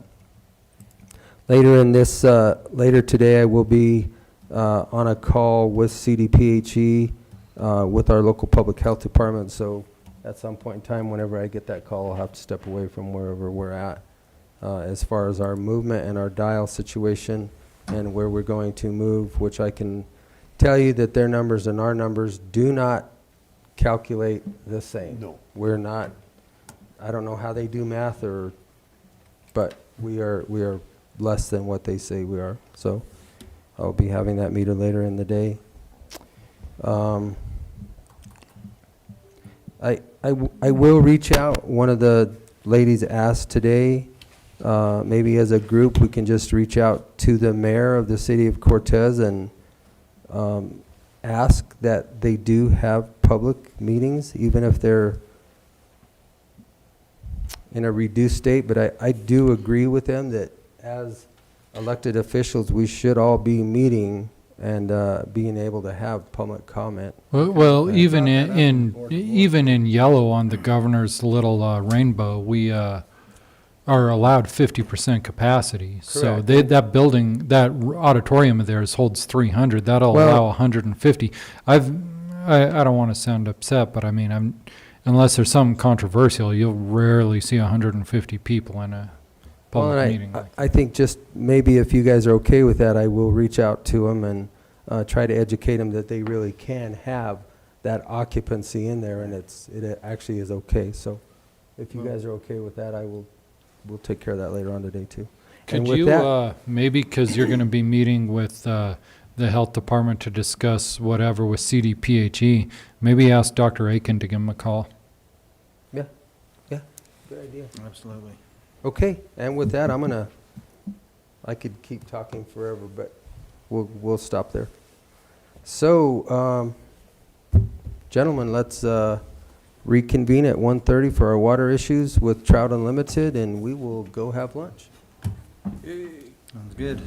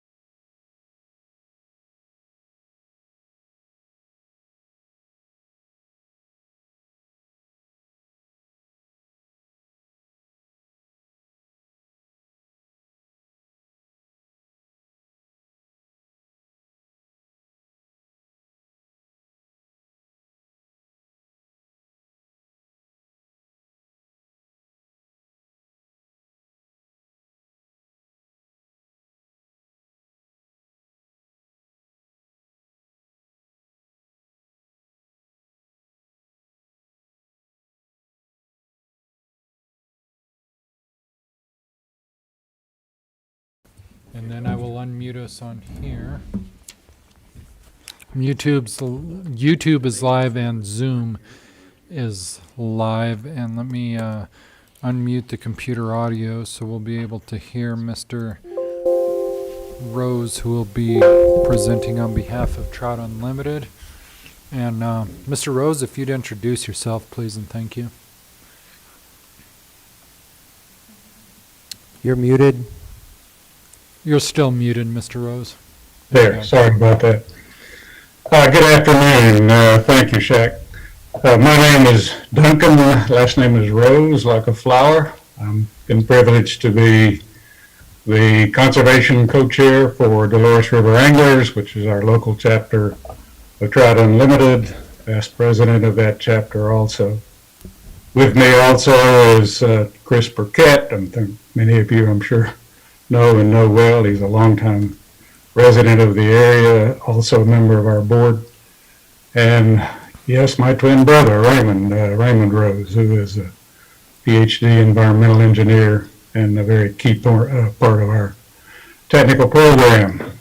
So I'm very pleased and privileged to be talking to you folks today, and thank you for your time. And Mr. Rose, I just transferred host privileges to you, so you'll be able to share your screen. Thank you. My screen is now up, and can you see it? No, I cannot. How about now? Not yet. That's curious because my end is showing that it's being shared at this point. All right. Chris or Raymond, can you see his screen? Here we go. Let's try it again. I'll relaunch. Here we go. Share. And then open this up. There we go. There we go. Okay. Sometimes on the relaunch it works a little bit better. I certainly appreciate the time to talk with you this morning specifically about the Dolores River Anglers, our TU chapter, on a project to undertake consideration of outstanding waters designation for 9 of our streams. Shaq, did the handout make it to the commissioners perhaps? Yes, I sent it to them on Friday. I appreciate that. Thank you very much. Let's talk for a few minutes then, if we could, about the shape of our discussion and our context today. This is an information-only discussion. We're not asking for any kind of decision. This is a multi-process. This is simply to advise what we're considering doing, to invite comments, particularly to help identify areas of concern so that we can attempt to address this as we move forward through this concept called outstanding waters. As you know, we've got a rare and very privileged environment that we work with in the Upper Dolores, and we're very concerned about keeping that for future generations. Shaq has indicated, your county administrator has indicated that you have received what we call an outreach flyer that answers a lot of questions, and our discussion this afternoon is focused on that document and the issues that are implicit in considering outstanding waters designation. Let's take a look then at a summary discussion of what are the key points that we want to identify. That we'll then go in and talk about them, and then we'll come back to this slide at the end, hopefully with a little bit more thorough understanding and covering the points that are in our presentation. Many of you are probably aware our trout populations are in substantial decline in the Upper Dolores. We're privileged to have a magnificent fishery. We've got some 42 different streams that are known to have or recently had trout in them. 24 of those streams are known to have cutthroat trout, which are the only native trout in Colorado. Outstanding Waters is one project in a locally structured, a multi-year program to respond to that decline. The question in front of our chapter, in front of Trout Unlimited, and in fact a lot of folks who are related to that, is what do we do, what can we do, and what's feasible to protect this resource that we have. Outstanding Waters is a designation that protects very high quality water in designated reaches. It has a beginning point and an ending point, and it is benchmarked to a concept called existing quality. We'll talk about what that is. We are proposing 9 stream reaches within the 42 streams that contain trout. In the upper Dolores, these 9 streams are cutthroat habitat in particular.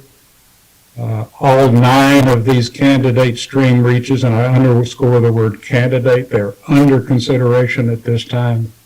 They're entirely within the national forest. They do not cross, nor do they flow adjacent to private property. So this is all contained on national forest land. Existing authorized forest activities and uses are not affected, so long as they are not changed to the point where water quality is degraded below existing quality.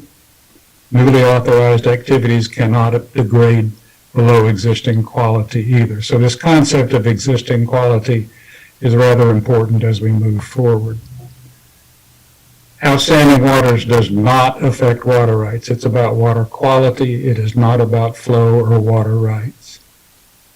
If we take a look particularly at a map of where we're talking about, which is attached to our document over here, we have in the black lines identified the watershed for the upper Dolores. Down here's the Dolores, town of Dolores, of course. Here is the main stem and the highway that runs up. Here's the town of Rico. Heads on out over Snowspur, past Snowspur Creek, up over Lizard Head Pass. And this, of course, is the headwaters of the Dolores, locally called the East Fork, and of course the West Fork over here.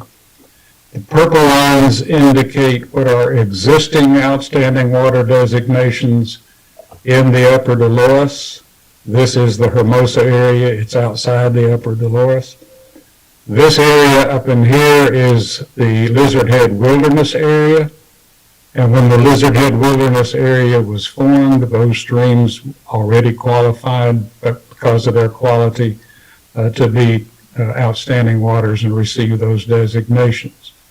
In addition, in 2012, 3 streams in this area were designated as outstanding waters, went through the process.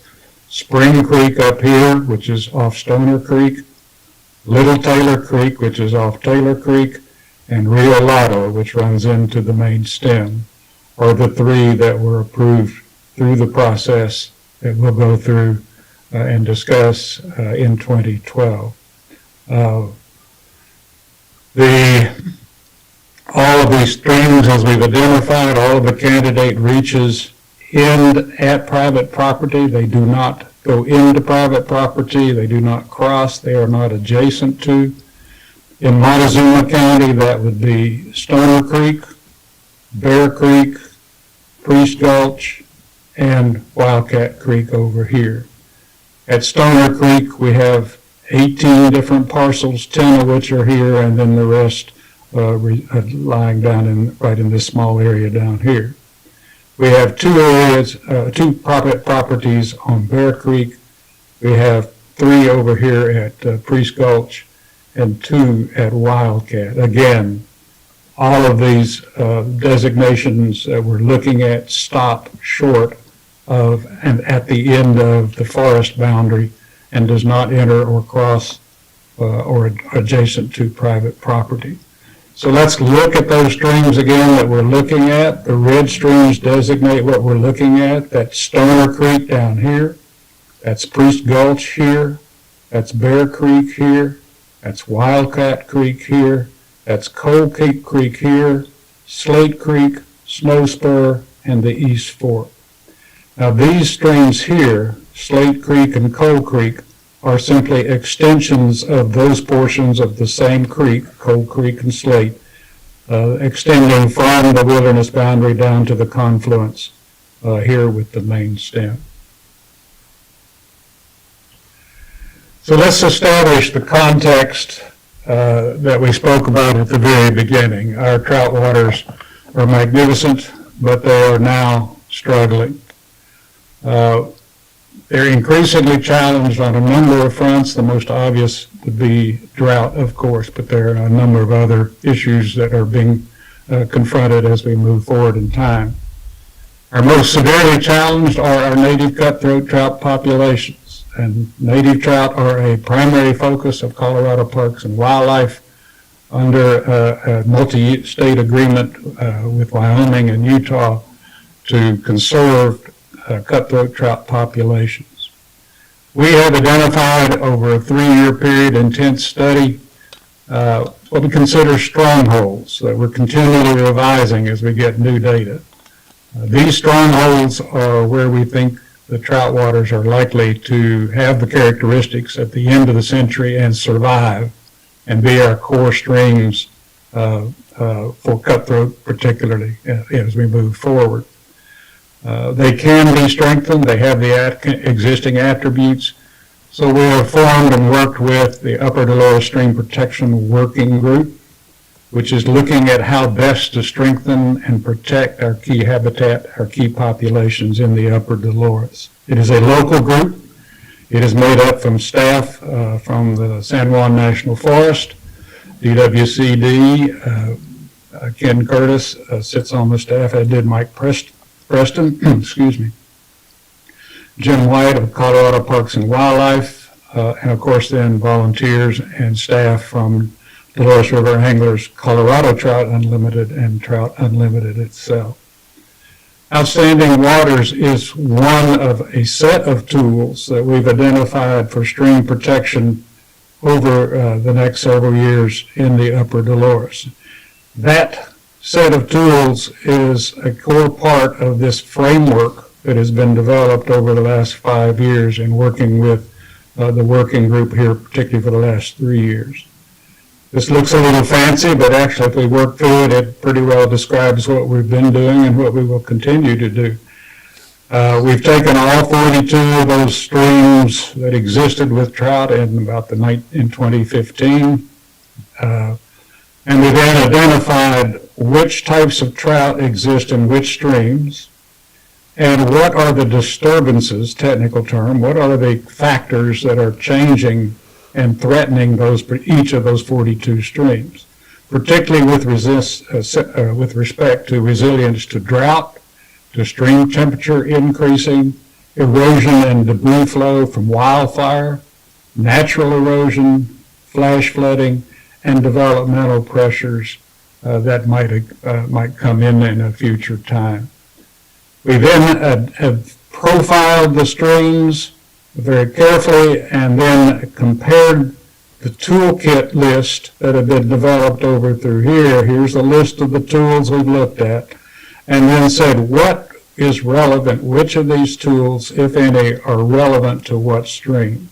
And from that, we've developed a working table of what tools might best relate to which of the streams in the Upper Dolores. We're not out to find solutions that are looking for problems. We have problems in the streams. We're looking to find which tools really have a chance to work to help us protect what's going forward. It constitutes then a working framework. We're a collaboration. It's a leaderless group. There's no leader in the group. We get together, we sit down, review data, and then start looking for consensus as to how various work programs can work together to strengthen the resources that we have here. Why did we choose to start with Outstanding Waters at this point? Basically because it was one of the few tools that we could actually undertake in the period of time with COVID-19 and the restrictions of working inside the National Forest with staff. So we move forward then. What is Outstanding Waters? This is going to be a bit like watching paint dry, I'm afraid, but these are important concepts if we're going to understand what Outstanding Waters are and what does it mean for the local area. It is a state designation. It is authorized, though, under the Federal Clean Water Act. It's been delegated specifically to the state. It adds more protection to very clean priority waters that meet these very high water quality standards. It is anti-degradation focused. That is the whole core of the concept. Once designated, future uses cannot degrade the water below those high standards. The designation is awarded by the Colorado Water Quality Control Commission. Upon application, it's a 3-year process, extensive review, 3 public hearings, and it's triennial. It rotates around the state, at which point you may enter based on some major basin groupings. All of the major basins are grouped into one of 3 sets. And our initiation date was 2019-2020. And we're now well into the process of looking at candidate stream. It is administered through the Colorado Department of Public Health and Environment, of which the Water Quality Control Commission is a component. 3 tests must be met to get an outstanding waters designation. The quality of a stream reach to be considered for designation has to be equal to or better than 12 specific water quality parameters, and we'll touch on these later as to what they are.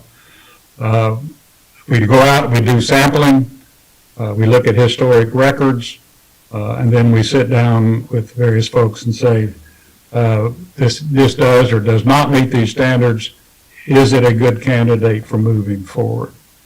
The second test, and these are ands, not ors, in addition to the first one, it must be met here. The commission has to determine that the waters have exceptional recreational or ecological significance. Since it does not meet this one here, we have to meet this test here. This one here says it's a state gold water fishery, a national park, a national monument, a national wildlife. This one is not relevant.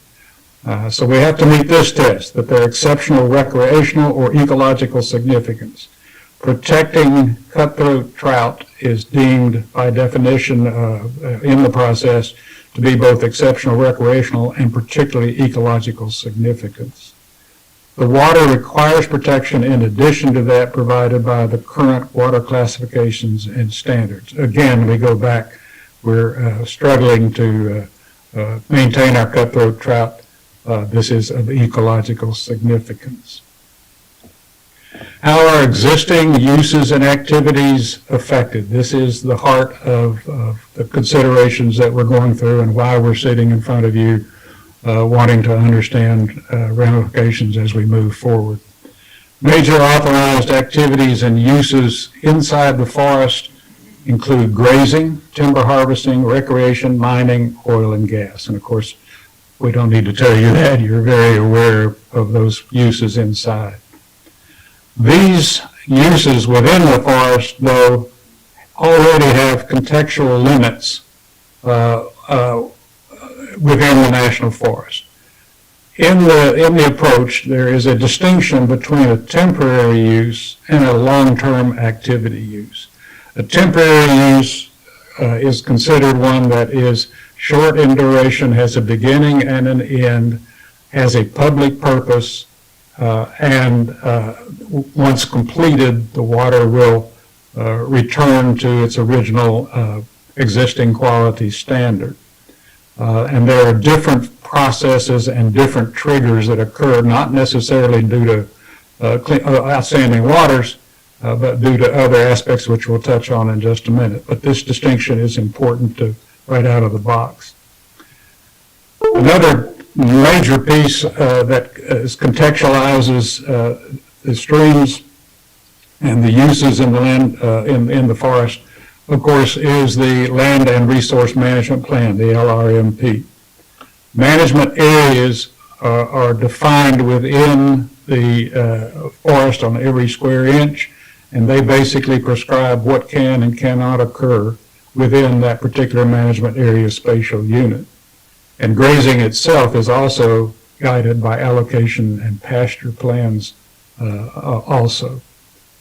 All activities within the forest are guided or constrained by other relevant regulations, statutes, and agreements, especially the National Environment Policy Act, which is the NEPA, preparing a NEPA submission anytime you're doing major work within the national forest, and also falls within the purview of Colorado Water Control Commission, getting permits for various types of uses, et cetera. In addition, particularly for mining, the Colorado Division of Reclamation, the Mining and Safety and Colorado Mine Land Reclamation Board, and many statutes are involved in processes that govern whether or not one can do mining, particularly within the national forest. Colorado Department of Natural Resources, Colorado Oil and Gas Conservation Commission, of course, relates to the oil and gas. And then, as I mentioned, the conservation strategy for Colorado River cutthroat trout particularly affects Colorado Parks and Wildlife. So this is contextual limits and constraints that have long been in play in this particular area, of which outstanding waters then is a marginal impact then within this framework that is a constraint upon the use of that particular water. In other words, these folks here, in considerations for decisions that they're making, would now have to also consider the impact on the degradation of those particular streams. Existing uses is a concept and an issue on direct point by the Water Quality Control Commission. And this is a quote, the Commission understands that there are existing land uses, including grazing permits, in place in the watershed. The evidence demonstrates that these existing land uses are compatible with outstanding waters designation, since the current high level of water quality has been attained with these uses in place. It is the Commission's intent that this outstanding waters designation should not be the basis on which federal, state, or local agencies place more onerous or costly conditions upon permits or approvals existing at the time of the designation or upon any renewals thereof. A very clear statement of intent, and interestingly, this statement was embedded in the designation for the three streams I talked about earlier in the Upper Dolores, Spring Creek, Rio Lotto, and Little Taylor as recently as 2012. So this is the clear express intent of the Water Quality Commission. If we take a look at our grazing situation, I'm sure you're aware that all of grazing in the National Forest is controlled by grazing allotments and pasture plans. It's carefully coordinated with those who have been grazing for a long time. And as the Commission has identified, it has been found and is basically then given notice that there should not be issues raised with these so long as they are within the constraints and confines of what the allocations, allotments, and pasture plans provide for in here. And of course, these are discussed and negotiated based on data that comes from each one and what drought has done, et cetera, in those areas. We also then talked about the role of the LRMP, the Land and Resources Management Plan. The Land and Resource Management Plan has management areas, spatial designations across the entire forest. Let's focus then on what that plan looks like in our particular area and what that plan basically provides for. If we zoom down in and take a look, this of course is Dolores, this is 145 Lizard Head Pass, this is the main stem, the headwaters down here, and the West Fork up here. This legend over here identifies one of 8 different management areas that each particular area is defined by its color code. 5 of these 8 exist in our Upper Dolores area here. And one of those we'll just use as an example, the gray area, one of these larger areas here. It's called natural landscape with limited management area. It's management area 3. And each one of these 8 management areas has a table like this, of which there are 17 different types of uses consistent across all 8.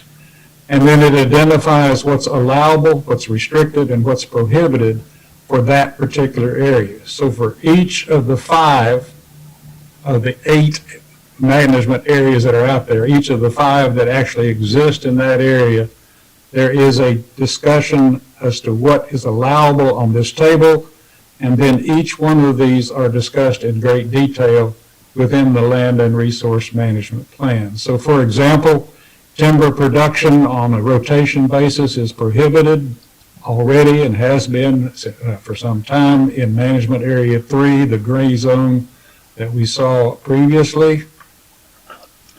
Go back and refresh. These gray zones tend to fall on the plateau areas, the mesas, and then down along this area here and up in the central mountains in through this area. Again, each one of these 5 areas down here, as we were identifying, have different allowable and restricted uses in this area. Livestock and grazing, allowable in that gray area. Facilities are restricted. Development may be prohibited in a conservation resource area, which is an overlay that's on that area. Road construction, minerals, et cetera, restricted, allowable, et cetera. So this is in place, has been in place for decades, evolved over time, and is updated as the LRMP is updated nominally on a 10-year basis as we move forward. So what is this concept of existing quality and why is it important? We talked about existing quality in several other slides. To qualify for an outstanding waters designation, each nominated stream reach must not exceed those threshold levels for the 12 quality parameters we're going to talk about in a moment. And they're averaged over all the samples taken for that parameter. That same sampling data is also used to determine an existing quality profile that is unique to that stream reach. And here's the discussion of what it is. There's no point in getting down in the weeds here unless you particularly want to, but there is a technical definition as to how that existing quality is to be set. So we have 2 thresholds here. The first threshold is to even be qualified as a designated outstanding water, there must be, the water must meet each of these 12 water quality parameters. After it has been qualified, then there is a specific existing quality profile that is set for each, in our case, of the 9 streams. So after designation of outstanding water, this existing quality threshold constitutes the point below which degradation is prohibited for that reach, which then varies from stream reach to stream reach. That is, each reach has its unique existing quality level. Sampling of the 9 candidate reaches is already underway. There are 4 seasonal samples. We have now completed 3. 1 is left, which is to be timed with highest spring runoff. And we are looking at, to get technical, at pH, at dissolved oxygen, at E. coli, nitrate, ammonia, cadmium, copper, lead, manganese, silver, zinc, and selenium. These are defined in the federal statute, and this is my brother Raymond doing his thing with yours truly out there collecting the samples in the summer, fall, and winter. All of this data has been compiled and very carefully put out on a very public website. We encourage your visiting this website. It's called the LORES Study, DOLORESSTUDY, 2 words just strung together, .com or .org, either one. And there, all of the data over the last 3 to 5 years that we have generated has been put into this website. And as we get our readouts from the different parameters that are required, the samples, et cetera, that data is put out there, and anybody is welcome to go out and take a look at this data. We have a great deal more than that. We've spent a number of years doing DNA analysis with Colorado Parks and Wildlife, trying to identify where our purest cutthroat trout are. For 3 years, and going on 4 years, we've done stream temperature monitoring in both the main stem and in the tributaries. Plus, we've done our 3-year study on what the climate change is likely to mean for the upper Dolores and where our strongholds basically are. And a great deal of this information and far more is contained on this website for those that are interested. What is the process that we're looking at? As I mentioned, it's a 3-year process. Normally in October, but in this year, and because of COVID, it was November. The initial hearing was done, the issue scoping hearing, which basically then was about starting up, finding funding to do the sampling, et cetera, starting some of the sampling, and then getting a general feel for the issues that we're looking at, and then officially submitting an application to the Water Quality Control Commission and the PDH, Public Health and Environment Department. That has been done. We now shift to focusing on 1 year from this date, November 2021, where we will do what's called issues formulation. It's where we have taken all of the data, we've taken it through public discussion, we've met periodically with our upper stream protection group and have identified, are these still valid candidates? Should something be dropped out? Should something be restructured in terms of the reach itself? We identify all of the issues and basically their resolution, and then it goes forward into rulemaking in June 20 of 22. And then there are public notice points, 4 months prior to the hearing, formal deadlines in process, and formal publication in the Colorado Register. So it's an extensive, carefully structured process. We've worked very carefully with the staff of the Colorado Department of Public Health and Environment to make absolutely certain that we understand what's going on and that we communicate clearly what are the limitations and issues that we might be facing here. So we want to make absolutely certain we're being correct and clear when we communicate on this issue. The second hearing that we're facing then will actually take all of the data that we have and present it in a very formalized sort of manner for consideration for each of the 9 streams as we move forward. So, in summary, let's go back to the basic points that we started out with. Trout populations and habitat are in substantial decline. Of the 24 streams that we had that we know had cutthroat in 2015, we have lost 7 of those streams as of this past fall.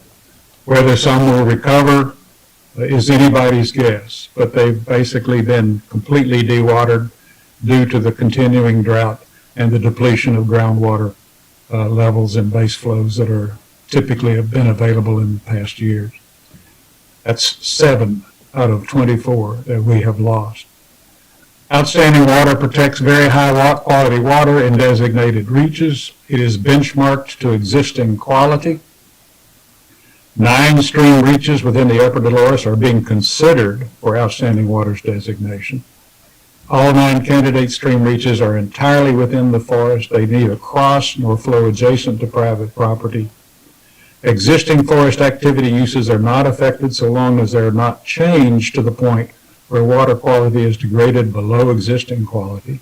Newly authorized activities cannot degrade existing quality, and outstanding waters does not affect water rights. That concludes our formal presentation. We would be most happy to discuss, address questions, review the outreach document. The presentation, this copy of this presentation can be found at that DoloresStudy.org site that we talked about earlier. Shaq, I'll turn it back over to you, good sir.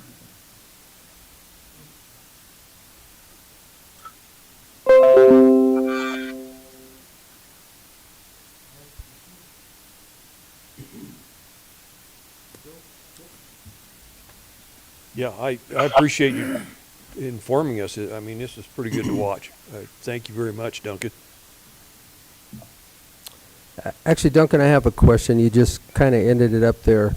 With 7 out of 24, correct, if I wrote that down right, streams that have already been dewatered, well, that's just because of the drought situation over the last decade, correct? I would, yes, except I would extend that to 2 decades, correct, since Okay. 2001, 2002. Okay. The effects of those 20 years of in and out of drought has generally been to deplete the groundwater as well as the surface water resources. It's that groundwater depletion that affects the base flow that we're struggling with by the time we hit late summer. For example, this year in 2020, this past year in 2020, for the first time in my experience, well over 200 trips up into the upper Dolores fishing, into the tributaries, I should say. The first time I've ever seen the entire Taylor Creek completely dewatered, with the exception of the Beaver Dam area there where Little Taylor and Taylor confluence comes together. But yes, 7 streams. I can name them if you're interested. But No, yeah. I'm okay with that. I'm just making sure I had as I'm writing this, to ask my questions. So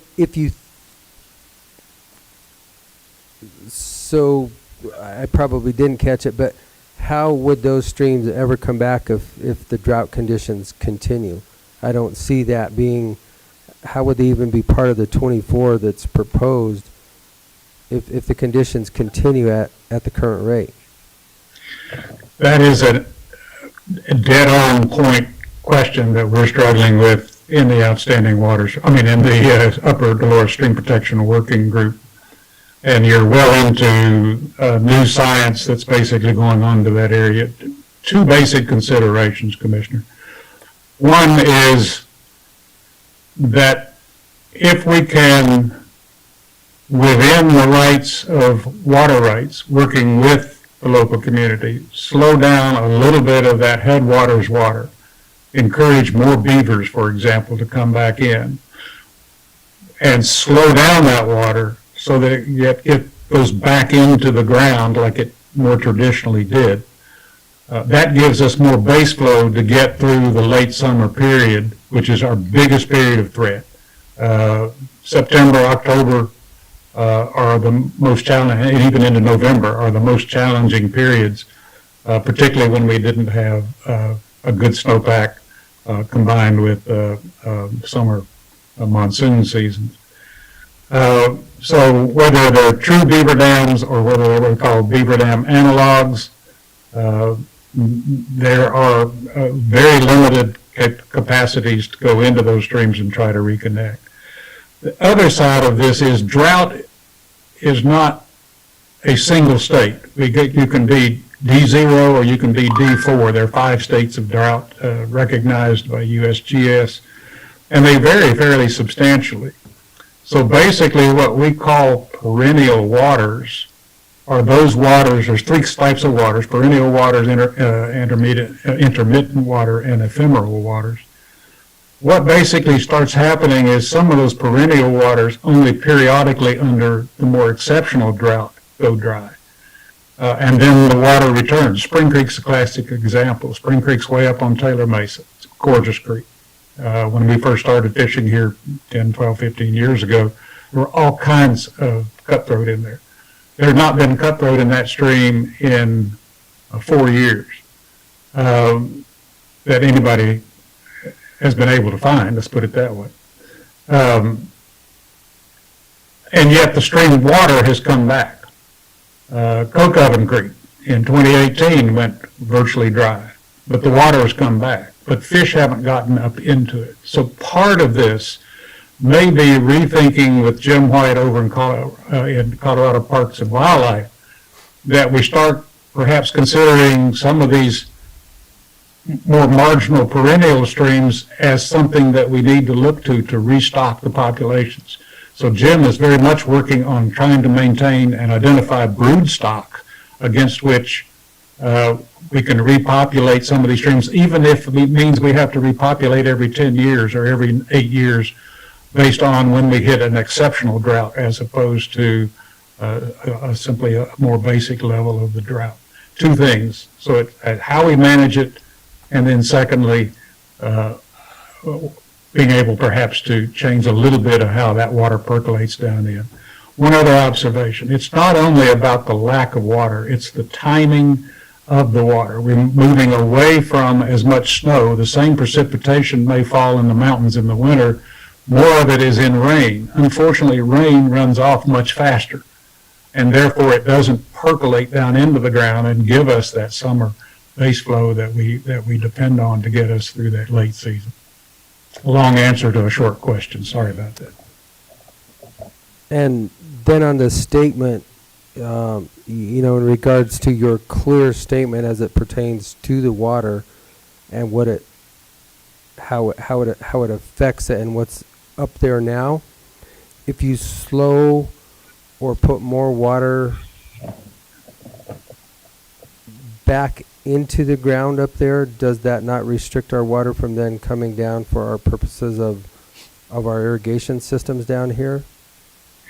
No, actually what we find is that water, which is the more traditional pattern, much more in the past, like we mentioned, much more in the past, that snow, because we didn't have as much heat as we have now in the early fall, in the early spring, that snow tended to percolate way down into the soil, deep into the soil, and then would be flowing out as base flow into the streams, basically as springs, but also just as a continuous ground layer of water moving into those streams. So your surface water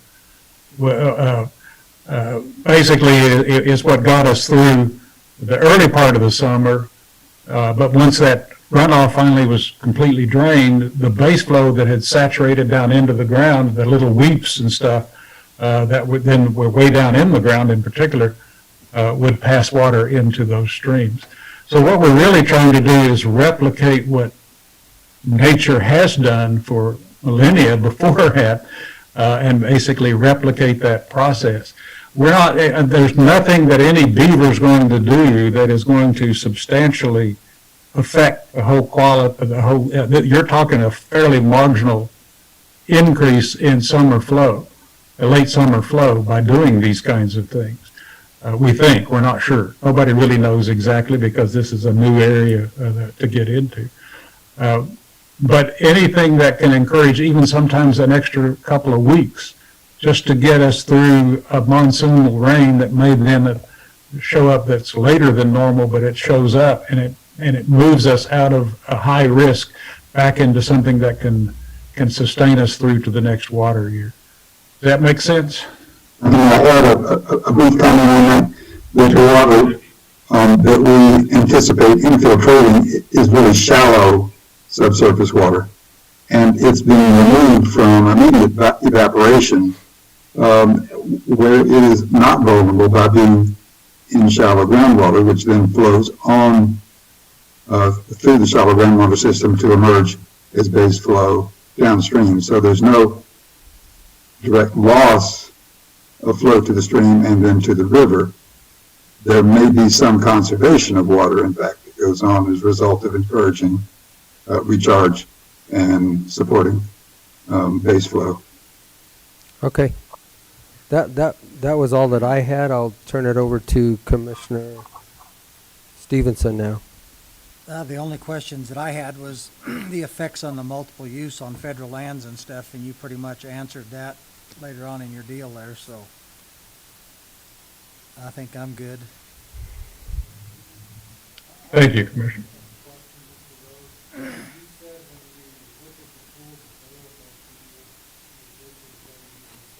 Well, we certainly appreciate the time. If you do have any questions, if you do have any concerns, there you got my email address down there that something should emerge. We're not out to ramrod this. We're out to work with the community to see that this is in fact an asset to all of the community and to work with existing users. We genuinely don't think it's going to be a threat to authorize legitimate uses in the forest. Duncan, we have one more question from our administrator, if you can answer this one. Yeah, Mr. Rose, you said when you looked at the tools available to you, you wanted to start with the outstanding waters designation, and I was wondering if you don't get the results you want for water quality and trout breeding, or is the Upper Dolores group considering looking at further tools, or is this the only option you're looking at? An outstanding question, Jack. The first thing that one would think of, if our biggest problem is drought and dewatering, why aren't we looking at in-stream flow or whatever? The very simple answer is that all but one of the 9 streams that we have, indeed, there are 17 streams up there in the National Forest in the Upper Dolores already have outstanding flow designations. The only one that does not, that's on our list of 9, is Stoner. In-stream flow. In-stream flow. In-stream flow, I'm sorry, that does not have in-stream flow decree in place, is Stoner Creek. So the other 8 already have them.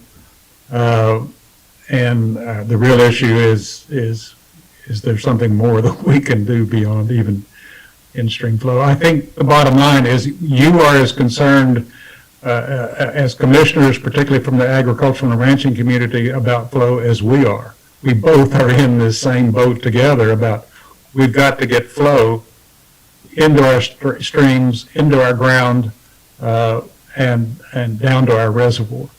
And it works, in this case, very well for both parties here, ranchers, agriculturalists, and trout fishermen. Could I do a quick follow-up? Hey, Ed, you bet. Sure, go ahead. This is my backup microphone. Hopefully you can hear me. Part of the issue about the water getting to the irrigation water rights holders, it's not the total quantity, but it's a case where nature meets politics and contracts. The way the Dolores project works, DWCD gets the water usually in June during runoff, and in July 1st, it switches back to MVI. The question is, if you start slowing substantial amounts of water, can you move water from one entity to the other, in particular from DWC to MVI, so it would sort of injure DWCD by making the water slower, so it gets out of that contractual range?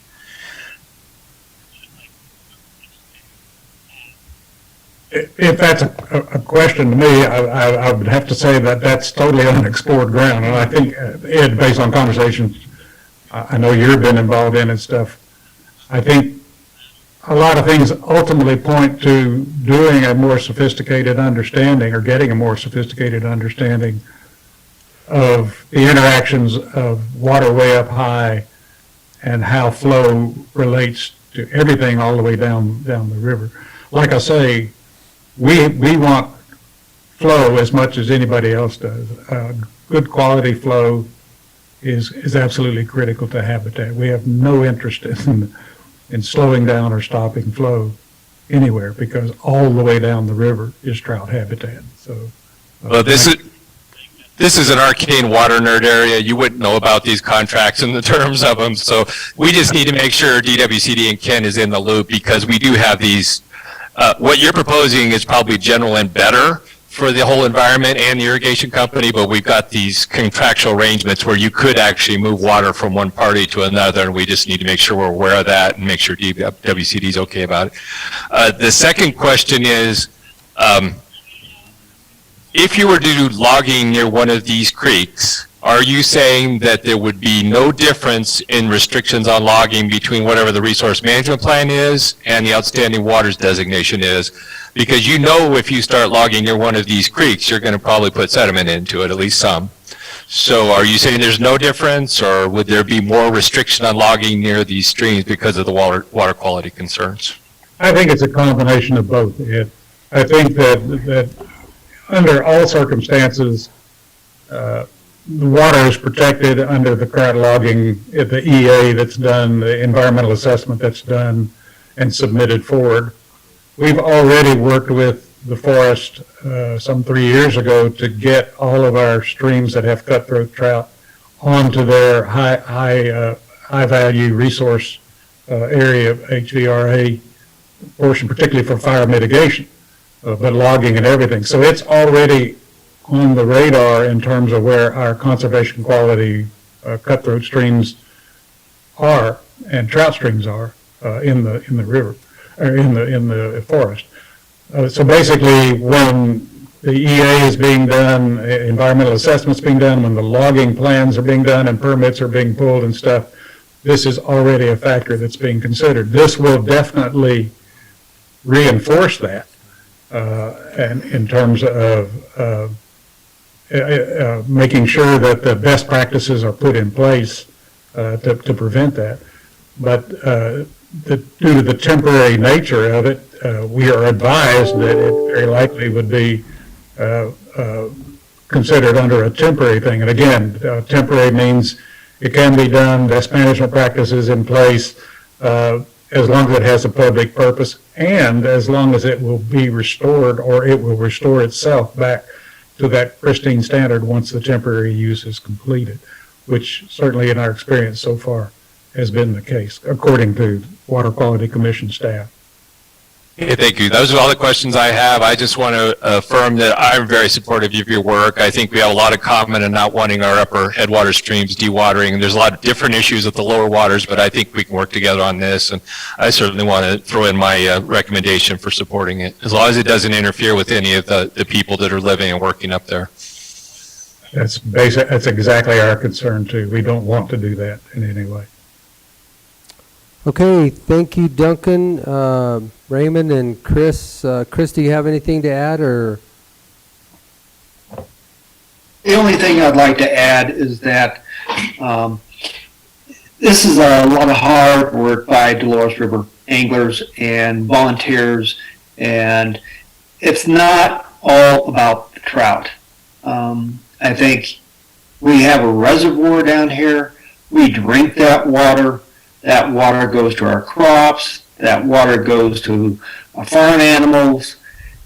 You know, but if you don't have the water down up high, you're not going to get it down low. So we're looking at opportunities where we can move forward with ways to maybe maintain our water, hold our water a little longer, not take it away.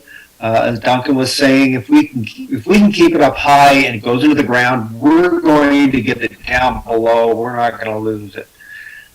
But with everything dewatering, then there is no water to go into the ground. So first things first are try and protect some of the water that we do have, then begin to look at opportunities down the road as to how we may be able to make that water last a little longer. But you know, it's a lot of hard work. These two gentlemen have really put in some time, and I think we're primarily wanting to let the county know and everyone else know that we're trying to find something that works for everybody.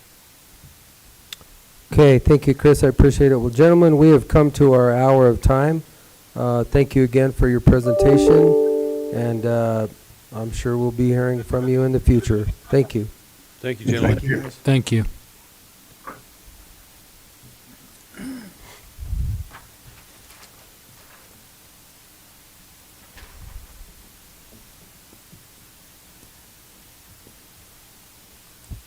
Okay, we will start our interview process at 3 o'clock. Is that correct, Chef? So basically, this meeting's adjourned till 5:30. Yep. So we will adjourn this meeting unless, do you want to go over these again, or? Let me turn the lights back on while you guys discuss that.